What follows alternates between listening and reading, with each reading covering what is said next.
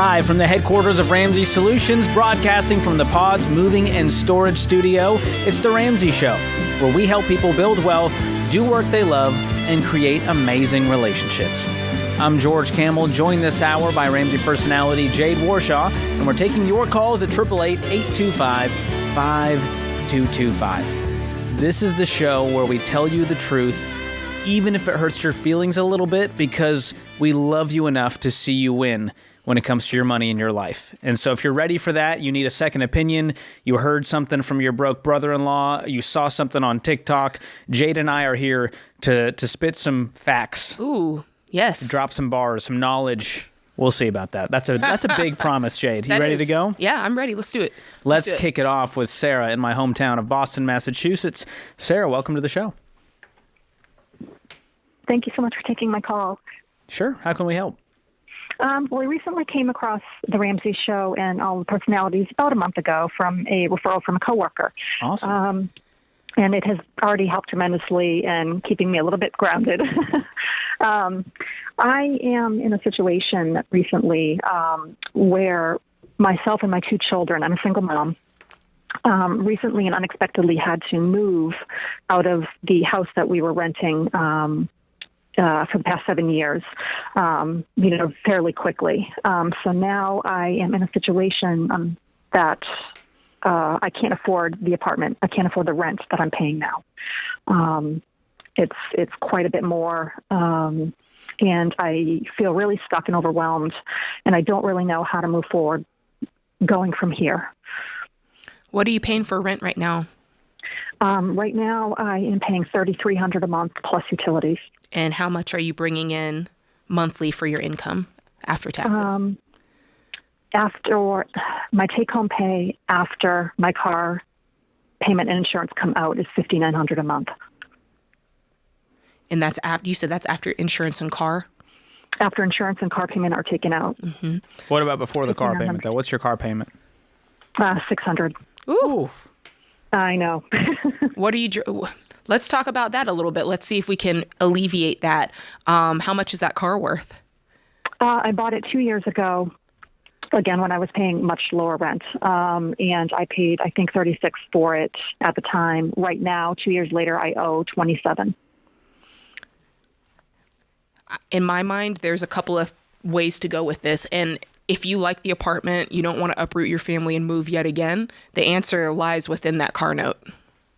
Okay. If I were to say that the apartment is not great for the money, it was the only option and choice that we could find at the time, that is an actual 3-bedroom and accepts pets. Okay. They're pretty much non-existent, but I look every single day to find something cheaper. That I would move out of this place and break the lease immediately if I could. When's the lease up? It's up in January. And and we can't make it that far. It would be a long time. So again, and I'm then looking at the situation of, do I break the lease and move into something cheaper? But then you have the issue of... Sorry to break in. How old are your kids? My son is 17. He still has 1 year left in high school. Okay. My daughter is almost 19. So they need their own rooms. Okay. In college. Yes. How soon do you think they would be out of the house? Probably not soon. They'd live at home through college? They do. Okay. And I'm sure my son will be wanting to start college after he graduates next year. Mm-hmm. I still think that the answer, because even if you're moving around, your car note is still a huge issue, and it's still an imposition in your budget right now. Do you have any other debt? I have, coming up in September, for my daughter, there's an $8,700 school loan that will start needing to be paid back. Other than that, in the car, I only have maybe $800 in medical and $500 on a credit card, and that's it. Well, there's only one way out of this, and it starts with you saying, I'm going to quit borrowing money, which I know is hard because right now you're pinned against the wall and you're going, well, my credit card, I got to use to cover the bills, right? No, I don't. I actually don't use credit cards. That's great. I don't have any other credit card bill. I don't. This was for like a couch purchase, and there's actually no interest accruing on it at all. I have like 4 years to pay it off with no interest. So let's not let that hang around, though. Mm-hmm. Part of that mentality is what got us here. is going, well, it's zero interest. I can play the game. I'm going to beat the system. It's going to be okay. Right. And here we are, and we can't breathe. Right. And so it sounds little to me, but it's a big moment where we say, never again am I going to borrow money. Sure. And so part of that is cutting up the card, closing the account, paying the $500. Let's move on to the $800 medical bill. Let's get that out of our life. All those little ankle biters is going to give you some clarity and some breathing room to go, all right, I'm going to attack the next biggest debt, the next one. You know, right. I do have money in savings. How much? 5,300. 53,000. Whoa. What? Hold up. Sarah, how can you bury the lead like that? We're out here feeling sorry for you. Okay. Okay, so this is where I'm not good with my finances. I've literally gone from one end of the spectrum to barely paying a rent to paying 300 times more. Let me give you, I'm going to give you a plan right here. You got $53,000 in savings. We're going to walk through the baby steps. And that's what this all goes back to, Sarah. So you're going to start, you're going to keep, and just walk through the steps with me. You're going to first start out by setting aside $1,000. That's step one. Then you're going to take the extra money that you have. You're going to pay off this debt, the car, the $8,700 that's coming up, whatever debt you have laying around, you're going to get yourself debt free. And then whatever's left on that, you're going to use that to build your 3 to 6 months of emergency fund. That's how that works. Now, do you think that if you got rid of that car payment and freed up that $600 a month, that you could hang out in this apartment at least until January, and then you can reevaluate so you're not breaking a lease? Do you think that would change your life? I think it would. I'm not sure. I have that constant knot of fear. The answer is yes. It's $600 no or $600 yes. You're adding that into your monthly cash flow. Of course, that's going to change your world. And you have no debt and no payments. The answer, Sarah, is yes. You're going to sleep so much better at night, and you're going to have pretty well on your way. You know, you're going to have a decent savings account there. You're probably going to need to add a little bit more to it, but that's the answer. You're debt free tomorrow with a pile of money left over. And now you have your greatest wealth building tool back in your corner, your income. You make 6 figures, don't you? Gross salary? 124 salary. Yeah. And yet we're sitting here broke. That's a problem. You make great money. You work so hard, and there's nothing to show for it because we got payments out of our eyeballs, and we got sky-high rent. So you may want to look into moving further out. Could you move further outside of the city? I could. I am outside of the city. Rents are pretty sky-high everywhere, and I think being limited to a 3-bedroom that accepts pets is pretty much non-existent. It's out there. I'm going to keep searching. I'm from that area. I know it stinks to have to move further, and it might be a longer commute, but if it gives you breathing room in your budget and you got no debt, you are going to survive. Woo. You're going to make it. Cheering you on, Sarah. Thanks for the call. This is The Ramsey Show.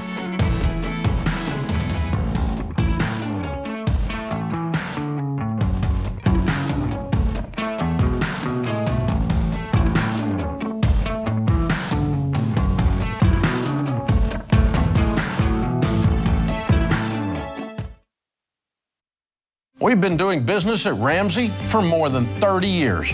By now, we're a well-oiled machine, but it wasn't always that way. Yes, we've always had a vision, always had determination, and a drive to help people. But what we didn't have was one central place to access all our numbers so that we could get further ahead or quickly see when we needed to pivot. We were always jumping back and forth between different systems and spreadsheets.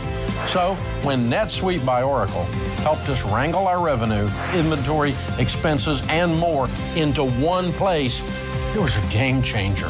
And NetSuite's #1 cloud financial system can help your business gain the same visibility, because businesses thrive on timely data.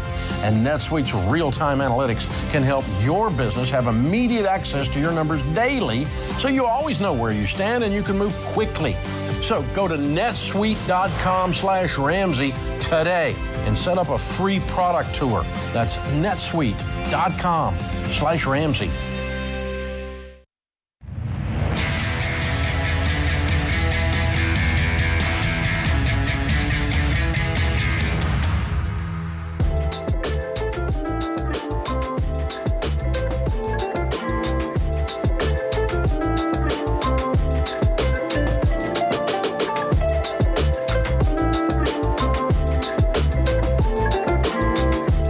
I'm Ramsey personality George Camel, joined this hour by Jade Warshaw, and we're taking your calls about life and money at 888-825-5225. All right, Jade, the team likes to throw some videos at us. I don't know that I've seen this video. Have you seen it? I've seen parts of it, yes. Well, it involves a man by the name of John Cena. You heard of him? You can't see me? That's all I know. You can't see. That's what I'm talking about. He's invaded pop culture with that epic move, and we've got a video from him that ties to personal finances, and I wanted to play it for all the nice people out there and get your take on it. You ready? Let's see. Yes. Roll film. My daily driver is a Civic Type R. Shut up. It's got tech. It's manual. Shut it's reliable. up. The car is stable at 100. That's every day. That's what I can catch you on. Dude, it's a 2020 and it's got a third pedal. My dog. And at 145, it's stable.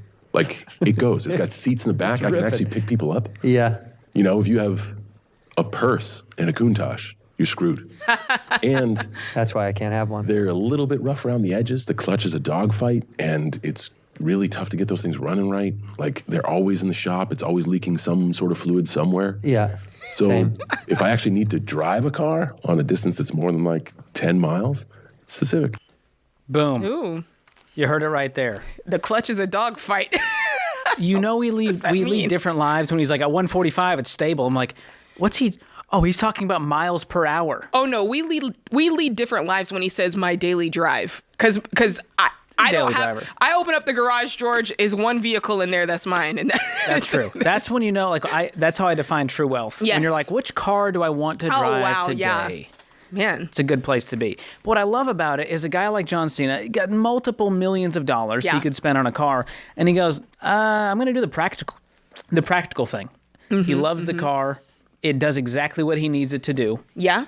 No frills. And let's be honest, it's a nice car. This is not your average Civic he's talking about. Souped up, this for is sure. Probably, a $50,000, $60,000 Civic. Yeah, but I think most people have this thing in their mind of like when you reach a certain echelon of success, whatever that is in your mind, definitely movie stars or sports athletes, you kind of assume that they're driving the Lambo, 24/7. Rolls Royce. Yeah.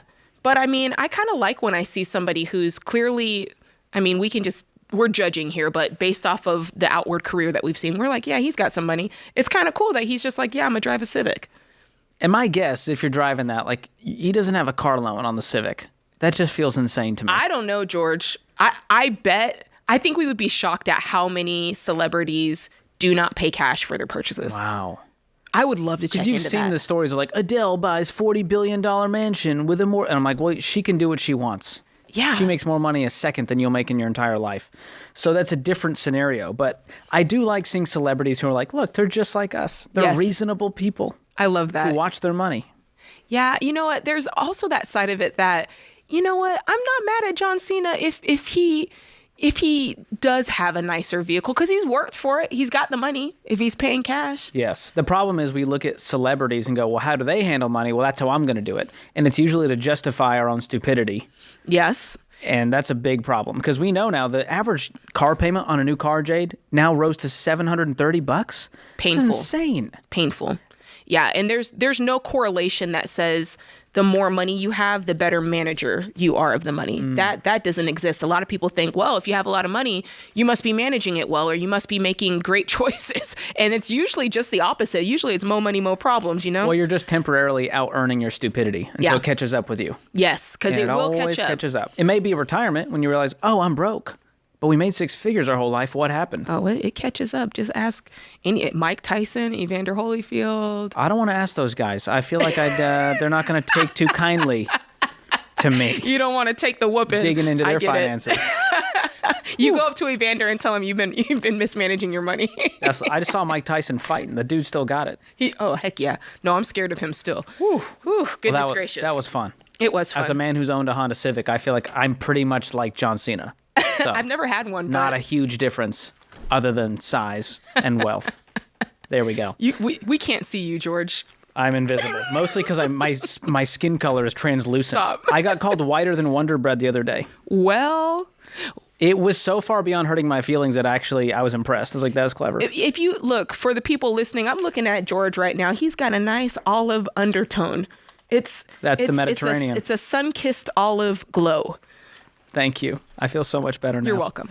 Let's get to the calls before we get taken off the air. Megan is in McAllen, Texas. Megan, welcome to the Ramsey Show.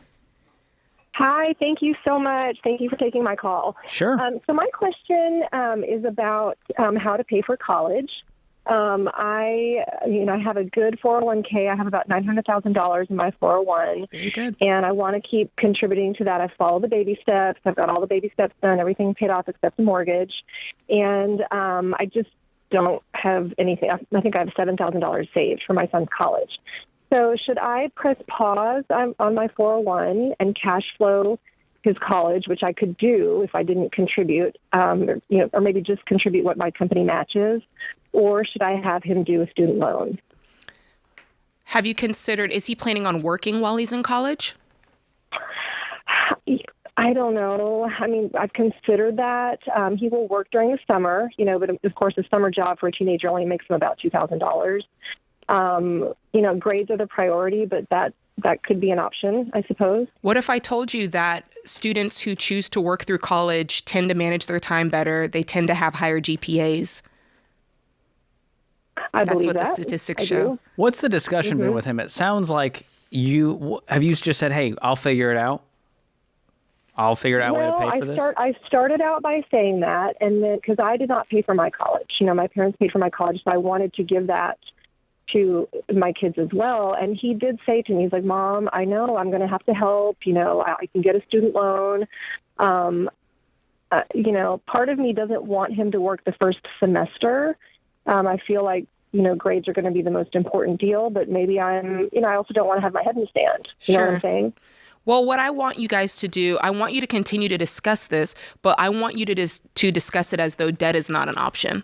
Because as long as it's there sitting at the table with you guys, then the more likely it is that you'll go with that route, because it tends to be the easiest route in the moment is to just go, well, working is hard, making these choices is hard. Let's just go with the student loan debt. So I want you guys to both say debt is not an option. And when you say that, you're going to get very creative and you're going to open up your mind to a lot more possibilities as to how to pay for this college. So when's the first bill due and how much is it? Is he already dead set on this school and he's starting in the fall or what? Yes. Yeah. He's starting in the fall. He's already, we already have the housing and everything. I think the first payment for housing will be due August 1st, and then tuition will follow that. How far is this school from you? 3.5 hours. It's in San Antonio. Ah, okay. So he's in the dorms over there? Yes. Mm-hmm. What's it going to cost you? What's that first payment all included going to be for you? The first payment I have enough in his 529. Okay. So the first semester, it's about $12,000 per semester. Okay. With room and board, which is not like crazy. When I hear some of the crazy. Sure. Yeah. And you said you had $7,000 saved for college, though. Yeah, well, I have $7,000 in his account, and I have enough. I can cash flow $5,000. Okay. For the first semester. So I'm wondering by the next semester, can we have another 12 saved between him working and you working? I think with savings. him working and you working, because maybe, yeah, because you've cash flowed. You're going to cash flow 5,000 of this right now, so you can cash flow 5,000, and over the course of the next semester. Is there any way to get for you to earn another extra 1,000 and for him to earn 6,000? And there is. And here's my deal. Like, I know that, Ramsey is a 3 to 6 month emergency fund. Uh-huh. I like a 6 months. When I go below 6 months, because I'm a single mom, I start to get nervous. I get poorly, I get that. That makes sense. But here's the thing. We've got to think about how we're going to do this without debt. And that might require some temporary sacrifices, whether it's on you, whether it's on your son. But the good news is you guys can make this happen. It's just going to take some concentrated effort and for you to decide what it's worth for you. Yeah, I wouldn't pause the 401k, and I also wouldn't take out student loans. I think there's more than those options. Go watch Borrowed Future on our YouTube channel with him and come up with a plan. Because right now it sounds like the whole plan's on you. He needs to have some skin in the game, and he needs it fast. Scholarships, working, whatever it takes.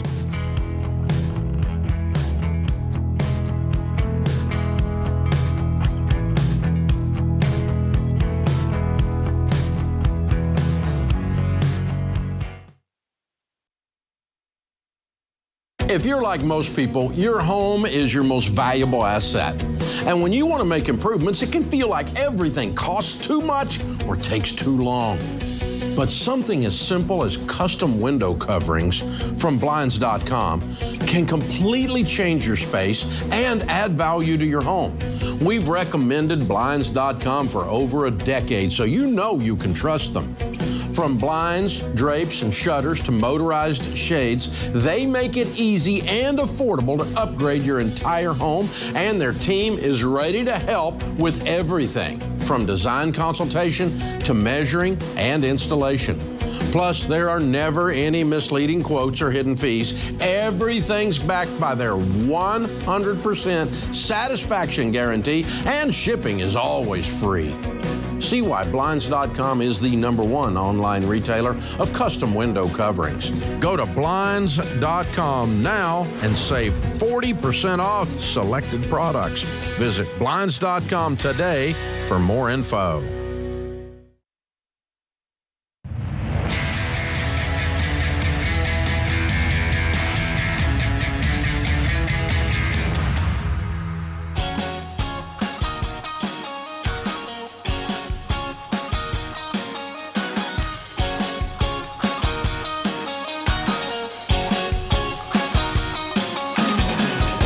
Welcome back to The Ramsey Show. I'm George Campbell, joined by Jade Warshaw this hour. The number to call, 888-825-5225. You jump in, we'll talk about your life and your money. Listen, paying off debt is smart. Saving and investing is smart. We can all agree on that. But there is one key to winning with money that people overlook all the time, and that is protecting your finances from emergencies. And that is where insurance comes into play. And there are a lot of types out there, but there's only 10 kinds you might need based on what your life looks like today. And our team has built an incredible tool called the Coverage Checkup. It's completely free, and it will show you which types you need to add, drop, or adjust. We'll even rank your coverage list by importance. We'll email it to you, and we'll connect you with some Ramsey-trusted insurance providers so you can get your plan in place fast. Seriously, this could be the most important 5 minutes you spend today or this weekend. Donald H. wrote in and said, for anyone who has not completed this checkup, do it now. You never know when something will happen, and you never want to leave your family in a bad situation. Go to RamseySolutions.com/checkup and take the coverage checkup today. That's RamseySolutions.com/checkup. All right, let's go to the phones. We're headed to Pittsburgh, Pennsylvania. Bill joins us there. Bill, welcome to the show. Hey, thanks for taking my call. I really appreciate you guys and the show. You've made all the difference in the world to me and my family. That means so much. Thank you. You're welcome. My question is, I'm dying to be debt-free. I just have my mortgage left. That's all I have left. I've been intentional and just been killing it with paying down. I bought a home in 2019. I had $390,000 on the loan, and now I'm down to $103,000. Way to go. Very good. My question is I think I might be going too fast. I've been putting like an average of $6,000 on my mortgage when I only owe like $2,800 with the loan. Okay, so you're doubling up the payment? I'm doubling the payments. And with inflation, and then now my kid has some special education that's required, it's been tough to stick with that. But I have some cash reserves in the amount of $168,000. Whoa. Where did that come from? 30 of that is, well, I've been intentional with that too. This is my emergency/kids college fund that I've put $2,000 a month away in that fund. And it's all in mutual funds, and only 30 of that's cash, the rest. Oh, okay. This isn't savings. This is an investment in a taxable brokerage account outside of retirement? Correct. Okay. That is absolutely correct. Wow. And so I'm wondering if I could pay off this mortgage and then just throw as much as I can back into it and rebuild this up and just accomplish that goal right now, or I could wait till the new year and possibly knock the balance down another 40 and then take some of this. I really want to be debt-free. I'm 58 years old. I've never been debt-free. How old is your son?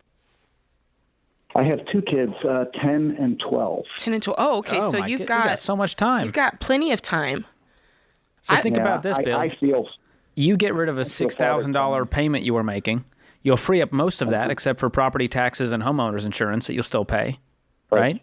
Right. That's, let's call that $5,500 a month that you free up. And we can now use that to save for college for the next 8 years, 6 to 8 years. Right.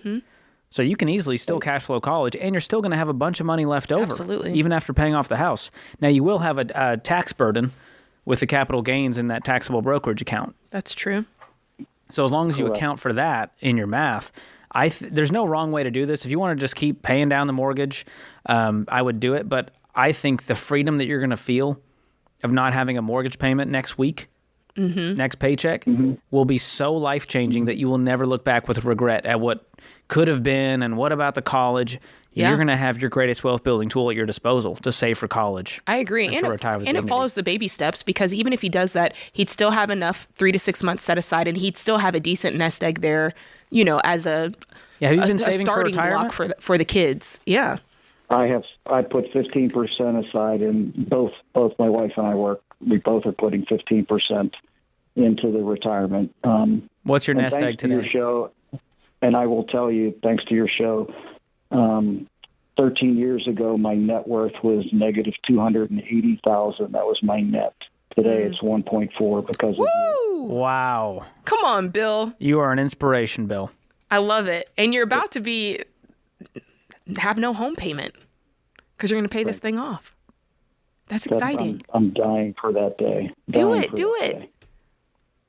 Okay. Well, that's what I wanted to hear, because I just was concerned that because it was tied up in the market a little bit and it's been down, that perhaps I think your net gain is still great from investing for that long, even though it's down right now. I don't sit there timing the markets. I go, what could give me freedom today? Right. And I don't think you're going to look back and go, well, my stocks could have been 10 grand higher. Yeah, but dude, you don't have a mortgage payment. That would be amazing. I love it. You know what to do, Bill. We're Very cheering you on, cool. man.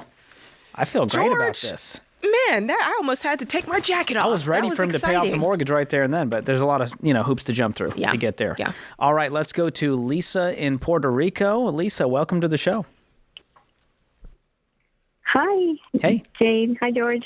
Hey, what's up? Thank you for taking my call. I have a question regarding the percentage allocation that you recommend to determine how much home or car I can afford. My pay stub shows a figure as my pay rate, and I understand that that's gross. However, when I filed my taxes under, earned income, it seemed to be slightly lower than that. Yet the actual money that comes into my account for each paycheck throughout the year is much lower. So which figure do I use to determine how much house or car I can afford? Okay. So you're talking about our 25% rule for housing? Yeah. Okay. That would be after taxes, but before other deductions. Okay. So it may take some manual math to go, okay, we're not including my retirement savings or my health care deductions. Just Uncle Sam takes their cut, Medicare, Social Security, federal taxes. What is that number? Beyond that, that becomes your number you use for the parameters.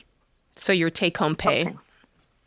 Right. Because I consider take-home pay what I get in my, when I add up all the money that came into my account throughout the year. And then, that makes a difference whether my decision was stupid or really stupid. It does. Now, with a car, there is no parameter because you're paying cash. The parameter with the cars is that they shouldn't add up to more than 50% of your annual income.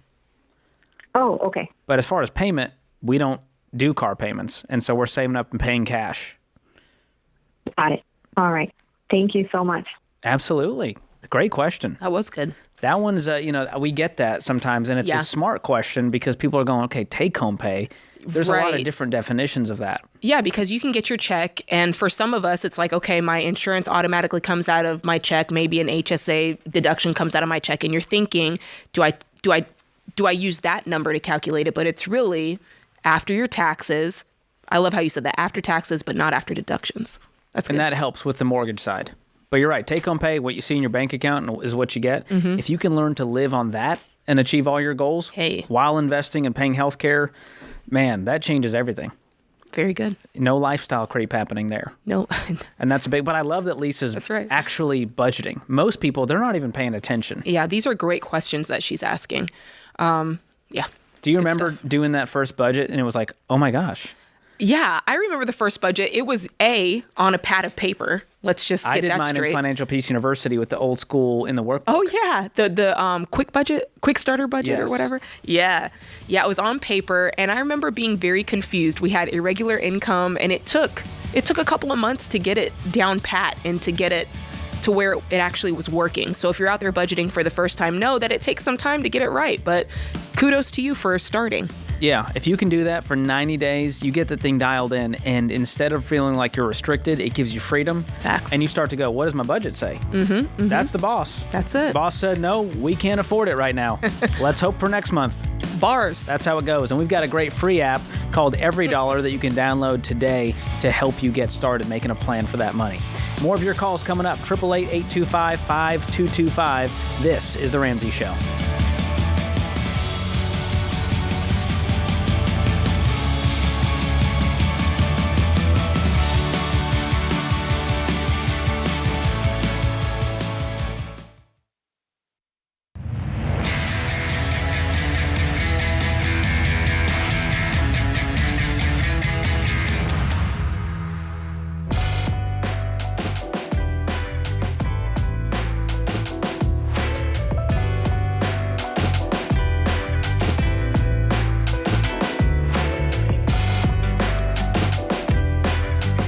This is The Ramsey Show.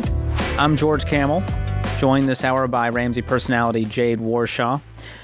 Jade had launched a brand new YouTube channel 2 weeks ago, the George Camel YouTube channel, and it's been so fun to watch, to see the feedback from people. They're saying we've taken Ramsey to the modern era. So I don't know what that says about Dave, but I'll take it. And we've been having a good time over there. So I want to encourage folks that are watching on YouTube, this is an easy access point to go jump over and watch some of those videos. The team, it's hard to take credit because our team is so talented. When you think about all the writers, the designers, the editors, it's hard for me to go like, that was all me, guys. It's just my punchable face on there that's saying the things. We have a great time. So go check that out over the weekend and binge watch all the videos that are out there. They're very, very good. And George, for the record, I don't think you have a punchable face. Well, that's very kind of you, Jade. You should go to the internet because they have a different opinion. But hey, if you're a new listener and you're wondering, what is all this lingo they're talking about? Baby step 3B and gazelle intensity. Our team has built a really cool tool at RamseySolutions.com. If you just hit the Get Started button, we will help you figure out the next best step for your financial journey based on where you're at today. So just go to RamseySolutions.com, click on Get Started, and that will help you understand some of this lingo and give you a path forward. The number to call is 888-825-5225 if you want to join the show. It's a show about you and for you, and we're just here to keep the ship afloat. We're the ship captains. That's right. Robert joins us up next in San Diego. Robert, welcome to the show. Hello. Can you hear me? We can. Loud and clear. What's going on? Okay. All right. So basically I was calling because I'm kind of going around in circles with my debt, and it's all my fault, but I don't quite know how to fix it. So in a nutshell, I'm about $40,000 in the hole, and, I've borrowed money to try to cover some other money that I've borrowed, and some of it's from gambling, right? And trying to impulsively get money that way to cover money that I've borrowed. And but I'm not addictive. Like I do it like once every 3 months with that impulse, trying to fix debt, right? Because I have no other way to get money other than my job. And so I'm just going around in a circle, essentially. And it's just bad.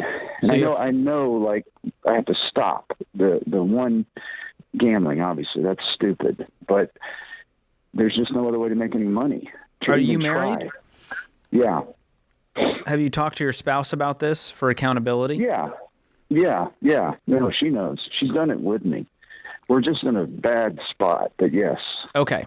What kind of debt is the $40,000? Well, so $30,000 in a school loan forever ago that I've got to start paying, right? And then I've got about $4,000 in just loans. Like just personal loans? Temporary loan. Yeah, but they're the interest rates that are 100%. You're talking like payday loans? Payday loans. Yes. horrible. Okay. Number And one, so, never step foot in one of those places again. No, obviously, but it's you're right. It's just trying to cover. It's like I have to keep borrowing to fix stuff that I've messed up. No, and that's what we want to change today. You don't have to keep borrowing, and you're okay. We gotta when you're in this cycle like this, you've got to draw a line in the sand. No more. You cannot borrow your way out of debt. It's impossible. You can't solve a problem while simultaneously creating it. That's thing one. You have got to sit down with your wife. No more borrowing money. 2, no more gambling. Gambling is entertainment for you. I'm not going to lie to you. If you're doing this every 3 months and you're trying to do it as a strategy, I don't know if it's medication for you. Stop gambling. And if you're having trouble with that, let's get with a professional on that. So that's thing 1. Thing 2, super duper important. I heard you say a couple of things that, you said there's no other way for me to make money. And that's just not true. What are you earning right now currently? $115 a year. Okay. Just you, or is that your wife as well? No, together we probably make like, I don't know, 106. This is net. Not net, all right. I'm sorry. Gross. This is like, we probably make like 180 a year between both of us. So what I can hear from this, 180 a year with 40,000 in debt, you guys are just spending, man. Understood, but some of it we are. No question there. I mean, most of this is, well, actually, all of it is my debt that I've accrued. Right? Does she have debt? But no. Okay. Do you guys have any savings? It's prior to. Say that again. Do you have any savings? Oh, if I did, I wouldn't be doing all this. No. Okay, so you have no money in the bank. We're living paycheck to paycheck, making $180,000 a year.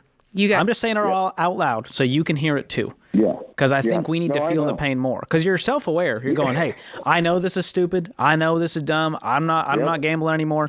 But you want to get out, and that takes a point where you have to say, I'm looking in the mirror going, that guy's the problem and he's the solution, and he makes way too much to be this broke. Man. Correct. So here, we gave you the first 2 kind of inward things. I'm not borrowing money. I'm going to stop gambling. Practically, you've got to get on a budget today. And it's a great time because we're getting ready to go into May, so we can start creating a budget for the month of May. Look, you have enough money. The good news is you earn enough money. You don't need to go out and find a new career like some folks do. You earn enough money. Your next paycheck covers the payday loan. It's gone. Yeah. Yeah, but my rents do. How much is your rent? $2,400. You make $10,000 take home. Where's the other $7,600 going? No, I don't make 10 take home. You said you made $180,000 a year. No. That's you mean between both of us? Yeah. Because at this point, I understand. I've paid some stuff off too. I paid a prior loan off. So what's left? You got the payday loan, 30 in student loans. Where's the other 6? That's another private loan. So $3,500 a private loan, and then the rest are the payday loans. Okay. What is your next paycheck going to be? When it's going to be Wednesday. No, how much? How much do you think that'll be? It'll be $1,300. And then how about her boss money? She's going to get she gets $1,000 every Friday, every week. Great. So we're going to have $2,300 in the next week coming in. Yes. And rent's not quite due, right? No, it's past due. You haven't been paying rent? Because they're not on a budget, George. No. Look. I've been paying. I've just been paying late. Exactly. And this is a merry-go. It's because there's no organization here. You guys get money and you spend it. You get money, you spend it. 100%. Exactly. So there's no cash flow. You've got to get on a budget. I want Austin to pick up after this call. You're going to get an every dollar budget. And it's going to be you're going to need to pay for the premium version because you need to start planning how your paychecks are spent.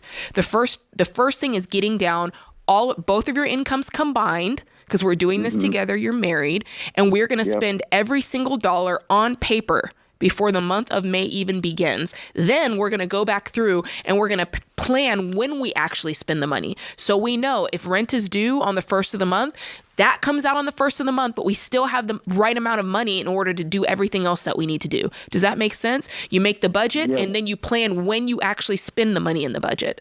And that's here's my question. Yeah. That makes perfectly good sense. But because I'm in this cycle and I'm like 3 weeks behind, right? Yep. It's on the rent.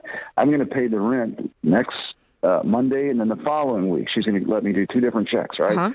So then when the first comes around, I'm not going to have the money yet because I just will have paid all this money towards that. And then payday loans are due again. So right? what we'll do, So what you're going to do, cut into my check. What you're going to do first off, when you do the budget, we're going to make minimum payments on everything. Okay. Just minimums. And then with any and all extra money, we're going to make sure we get the mortgage listed first. You said you're 3 months behind on the mortgage?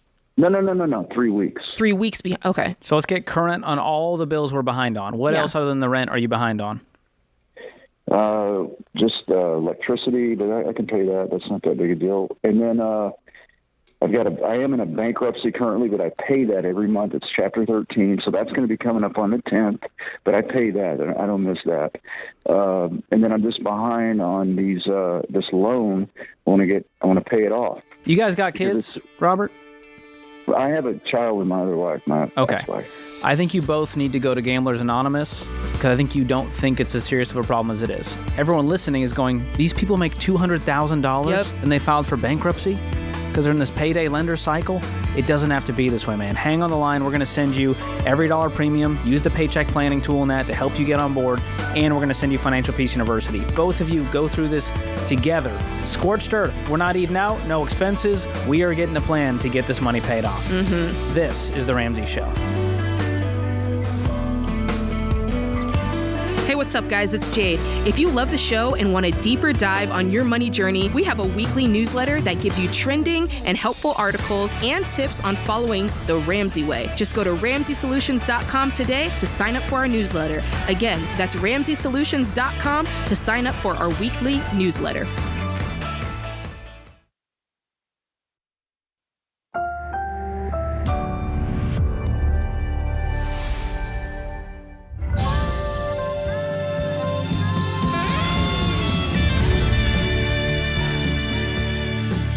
Live from the headquarters of Ramsey Solutions, broadcasting from the Pod's Moving and Storage Studio, it's The Ramsey Show, where we help people build wealth, do work they love, and create amazing relationships. I'm Ramsey personality George Camel, joined by the incredible Jade Warshaw this hour, and we are taking your calls at 888-825-5225. That's 888-825-5225. Courtney kicks us off this hour in Chicago. Courtney, welcome to The Ramsey Show. How can we help? Thank you so much for taking my call. I really appreciate your guys' time. Absolutely. Yeah, thanks.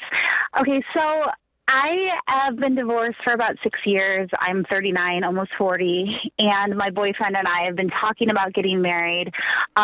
What makes me nervous is I'm in a much better situation financially than he is, and I have a lot of questions on prenups. I have 2 kids. I own a business. I have a lot of assets and everything, and I'm really just confused about what's the right thing to do, and still protecting me and my kids, but you know, all that jazz. Understandable. So tell us about your financial situation. What are your assets, your net worth, and your income? Sure. Compared to his? Okay. Yeah. So I say take home about $150,000 a year. I have no debt. I have 2 vehicles that I own. I have about $100,000 in my savings account, about $400,000 in various retirement accounts. I have 2 kids, and then my boyfriend is also debt-free except for his mortgage, which only has about $100,000 left on it. He makes about $60,000 a year as a restaurant manager, general manager. The only thing is he has 0 retirement, and he doesn't have any children. So the retirement is really like my biggest hang up, I would say. So I don't really know how to navigate that. Can I ask you a question? Absolutely. If let's pretend that things go well in the marriage as we expect that they would, and you have, this retirement nest egg set aside, do you view that as something that you guys share together, or do you view that as this is my retirement and he has his retirement? That's what I'm really wrestling, because in a perfect world, I would see it as something shared, but I just know how how really hard I've like worked for it, and like all the sacrifices that I've made as like a single mom, and just like really like smart choices that I've had to make to do it. It makes me really nervous, I guess. Okay. I could see how that would make you nervous, but I do think that there's it's unfair, I think, to go into it to a marriage where you're saying, we're going to be one, but I worked really hard for what I have. And so I think that I should be able to have that over here. I think if the tables were turned, that might be a little bit off-putting for you. I totally understand that. I think what makes me nervous is he has zero retirement. Being in the restaurant industry, he's never been at a place where they offer any kind of like investment, like 401k or anything. And he's 40 years old too. So is he against contributing to a Roth IRA on his own when I keep suggesting that and encouraging that, but he just never seems to get there, if that makes any sense. I even gave him my like financial planner's information, and it just, I don't know. He always says they play phone tag. I'm not sure, but he says he is. So there's some things you guys agree on about money. Like you both agree debt is bad because neither of you have debt. Yes. But we both own 2 cars straight out. He's very frugal with his money. He's not like an overspender. That I do admire, and that's great. It's really the retirement thing that's really like a hang up for me. What would be the long-term plan? Let's say you guys get married 22 years from now, you guys decide to retire. What happens then? That's what I keep asking. And I feel like his parents never taught him like anything with that, even though they're retired, and his dad had worked for a union. So that's how that was his retirement thing. But they never really pushed him to like think about that or to be in a career that, he never had any skin in the game for like his college. They paid for all of his college, which he has nothing to do with the major that he's in. So I feel like he doesn't like think about that. My worry is less about this prenup, and it's more that you guys aren't on the same page financially. The prenup is just kind of a formality after we have the discussion and go, hey, there's all this wealth over here. This is not a trust issue between the people. We don't want to invite crazy into our life. It's more about the people in your circles than it is about you two. Yeah. But this sounds like I don't want him mooching off of what I worked hard for later on if it doesn't work. Yeah, that's the spirit of it. You said some things off to the side that were kind of, dare I say, passive aggressive. You're like, he's not even in his degree field. So I'm just going to say, you've got a little beef here that you need to cook it up. Y'all need to cook it up together and eat it, because if you get married without doing that, it doesn't matter if you have a prenup. It's always going to bother you that there's these checklists in your brain that he's not checking the box. Now, I do wonder if we were to give you Financial Peace University, would he go through that with you, or would he say, nah, I don't need that? No, I think he would. Yeah, no, I think he's open. I think more or less he's just clueless. So it's just a lack of education. I'm the wrong person saying it. Yeah. Okay, well, here's the thing. If it's a lack of education, but he's open to learning it and doing the things, and he's like, hey, there's a class. Yes, I will go to the class with you, Courtney. I think that's a green flag. But if the answer is no, I don't need that, I never grew up, and he's closed off to it, that's a giant red flag, and that's something that you need to consider. And a prenup, in my mind, is not the answer. It's digging deeper and asking more questions to find out if there's more red flags. Then if there's more red flags, then you can kick him to the curb. But do you have a paid-for house, Courtney? Sorry, what was that? Do you have a paid-for house? I actually rent.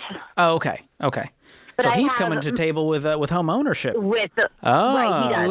Yes, this spices things up. It does. That's a green flag. So here's my thing, Courtney. If you do, I don't think this is necessary in this scenario. It's not like you're coming to the table with $4 million and he's broke. Right. No. He's doing fine. He's doing great, but we need to get him on the investing side. And he doesn't have that financial literacy background that you do. You've done so well, and I'm really proud of you. So if you do go forward with this prenup, you both talk about it. You say, hey, this is to protect the relationship. This is not a trust issue. This is to protect us from crazy down the line. But be open to revisions. Maybe make it protective at first, but 5 years down the line, say, we're going to revise this, and it's going to be all ours now. Sure. So it's not Okay, one that thing makes set in sense. stone forever. And again, come to the conversation without it being I don't trust you, you're broke, and if we're going to go through with this thing, it's going to be my money. But that is what it is, though. That is the spirit of it right now. Yeah. And so that's what worries me. I think we got to do some soul searching before we move forward with this relationship or with the prenup. Okay, thank you so much. I appreciate it. You got it, Courtney. Wishing you the best. Congrats on all the success. More of your calls coming up. 888-825-5225. This is The Ramsey Show.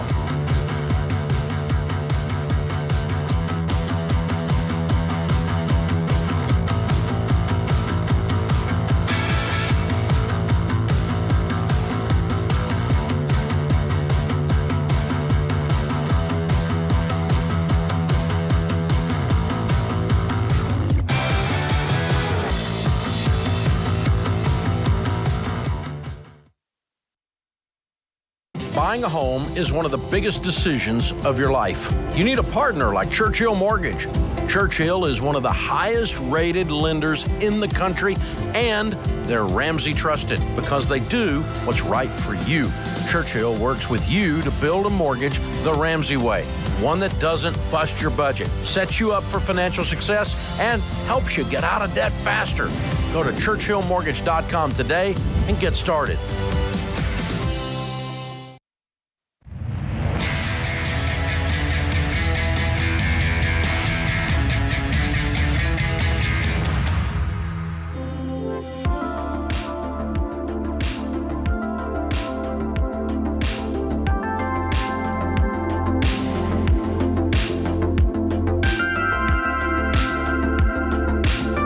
Welcome back to The Ramsey Show. I'm George Camel, joined by Jade Warshaw this hour.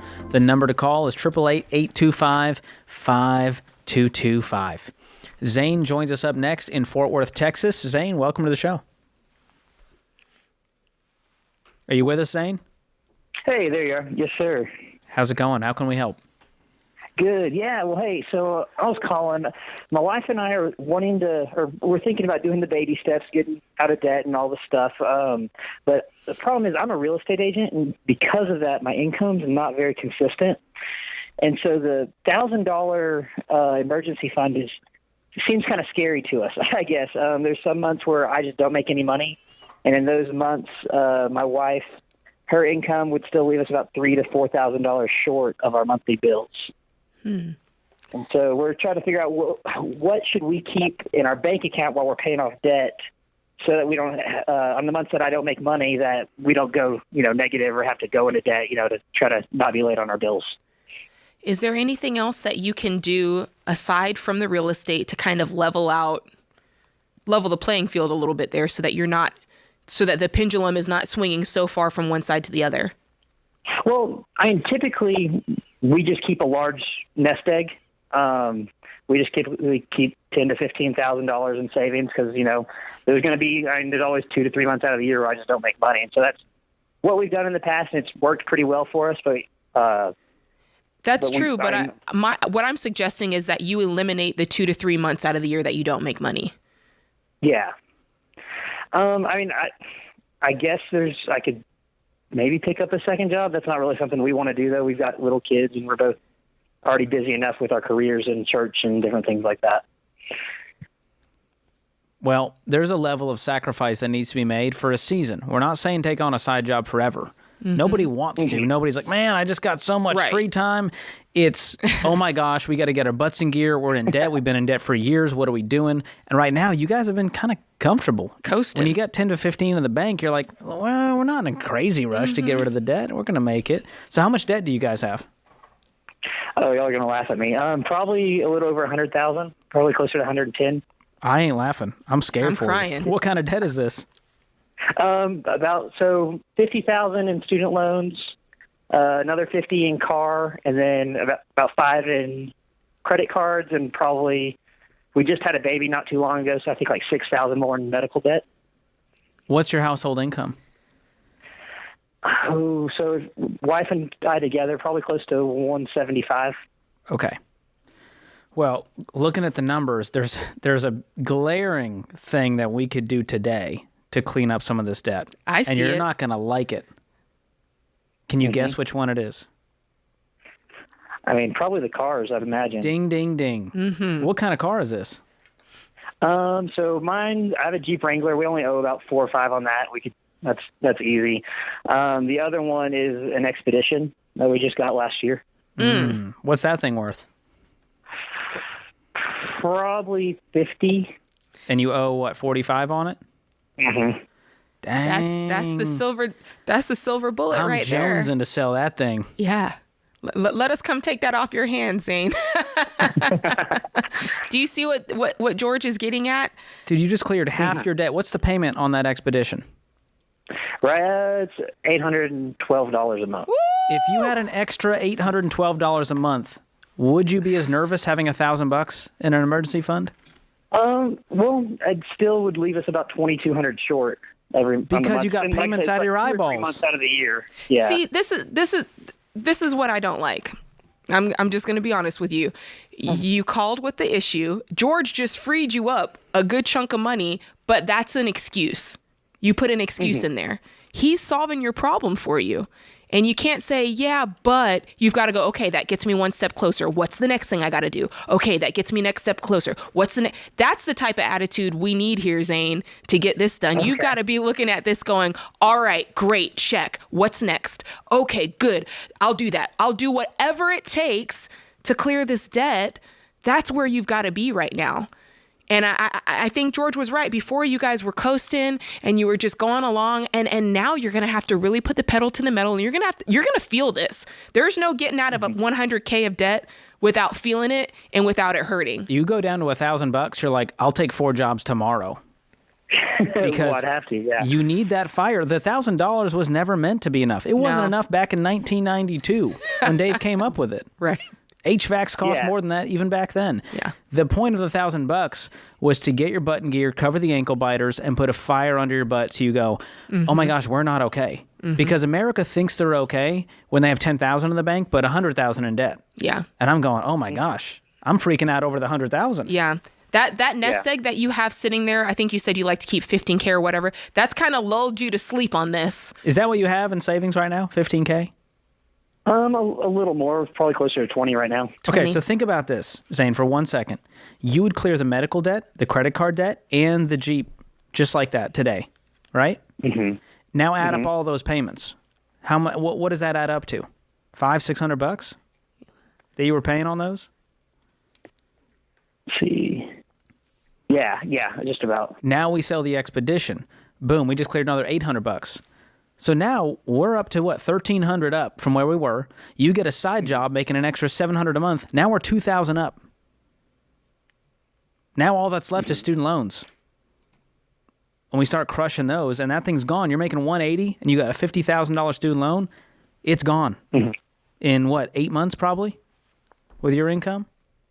Yeah, well, I mean, that's probably doable. And then I'm up in my marketing game with referrals, with real estate. I'm about to sell some houses.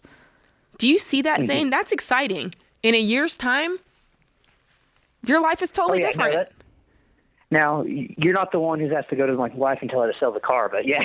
Oh, yeah, you're right. You're right. We don't have to be there for that. You'll be strong, though, because if you lay it out the way that we just showed you, literally the way that George just said it, you sit down with her tonight and say, hey, man, I've been don't say, hey, man, say, love of my life. I've been thinking about this. Yeah.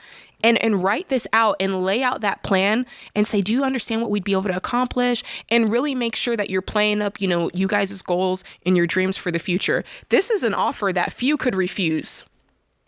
Am I right, George? I mean, you lay out the vision, not just tomorrow, because tomorrow sucks. Tomorrow we amputate the Tahoe, right? Amputate the Expedition in this case. But think about what 3 years from now. 3 years from now, most people who don't follow this stuff are calling us back going, hey, we're further in the hole. We thought having $10,000 in the bank was going to save our butts and the interest and the payments, and we're further in debt. Or 3 years from now, you have no debt in the world. You have a fully funded emergency fund. You're maxing out your retirement accounts, and you drive cars that are paid for. That's a vision right there. And then you go, hey, honey, if I don't make money that month, we're going to be okay. Yeah, no, that's the big reason. We don't owe people money. And that's the freedom. That's true freedom right there. Right now, what y'all are coasting on, that's the fake stuff. That $15K that you're sitting on is fake. Let's make it real. Have you guys been through Financial Peace University, Zane? No, our church just did it, but I was too smart to sign up. You're like, no. I figured out. Well, hey, I'm going to give it to you for free so that you can start a class or join a class that's happening in your area or online, and we're going to help you get your wife on board. Because sometimes, I know I'm not very good at convincing my wife of anything. Yeah. But I'll tell you, Dave Ramsey, he's quite the convincer. And when you watch those videos, usually it takes a lesson or two, and all of a sudden you're like, I get it. Yeah. I get it. Let's do this. And they get more amped up than the spouse. Absolutely. And I mean, here's the thing with them, it's not even going to take that long. It's just making a couple of key decisions, locking it in, and just kind of grit and bear it. Is it grin and bear it? Grin and bear it for a minute. And then you're through. I'm seeing a theme in today's show, Jade. People that are making $180,000 a year are Tripping. broke. Because everyone goes, well, Jade, if I just made more money. Nope. You'd be the next Zane. Yep. You'd be the next Brad calling in going, I make great money. I just don't know where it's going. Man, paycheck to paycheck. It's going to lenders, making them rich, helping them sponsor the next freaking stadium. Going to your taquito fix at 7-Eleven every day. Don't be a statistic. Delayed gratification, America. Look it up. Get used to it. It'll change your life. This is The Ramsey Show.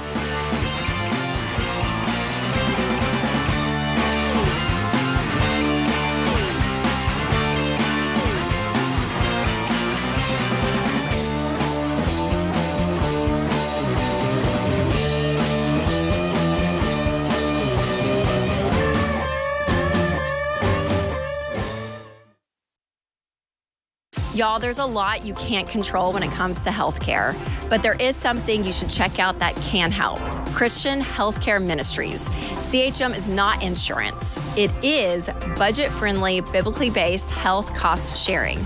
That means a community of members helping share the burden of each other's healthcare costs. They help people just like you in all 50 states. So see if CHM could be right for your family. Learn more today at chministries.org/budget.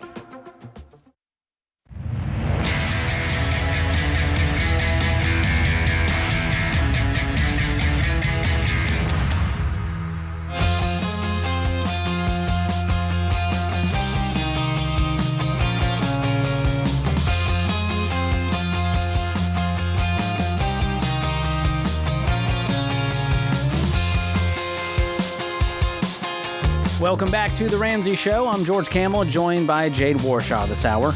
Call us at 888-825-5225 if you want to talk money, if you need a little hope, you need a little encouragement, confidence, information to help you take the right next step with your money.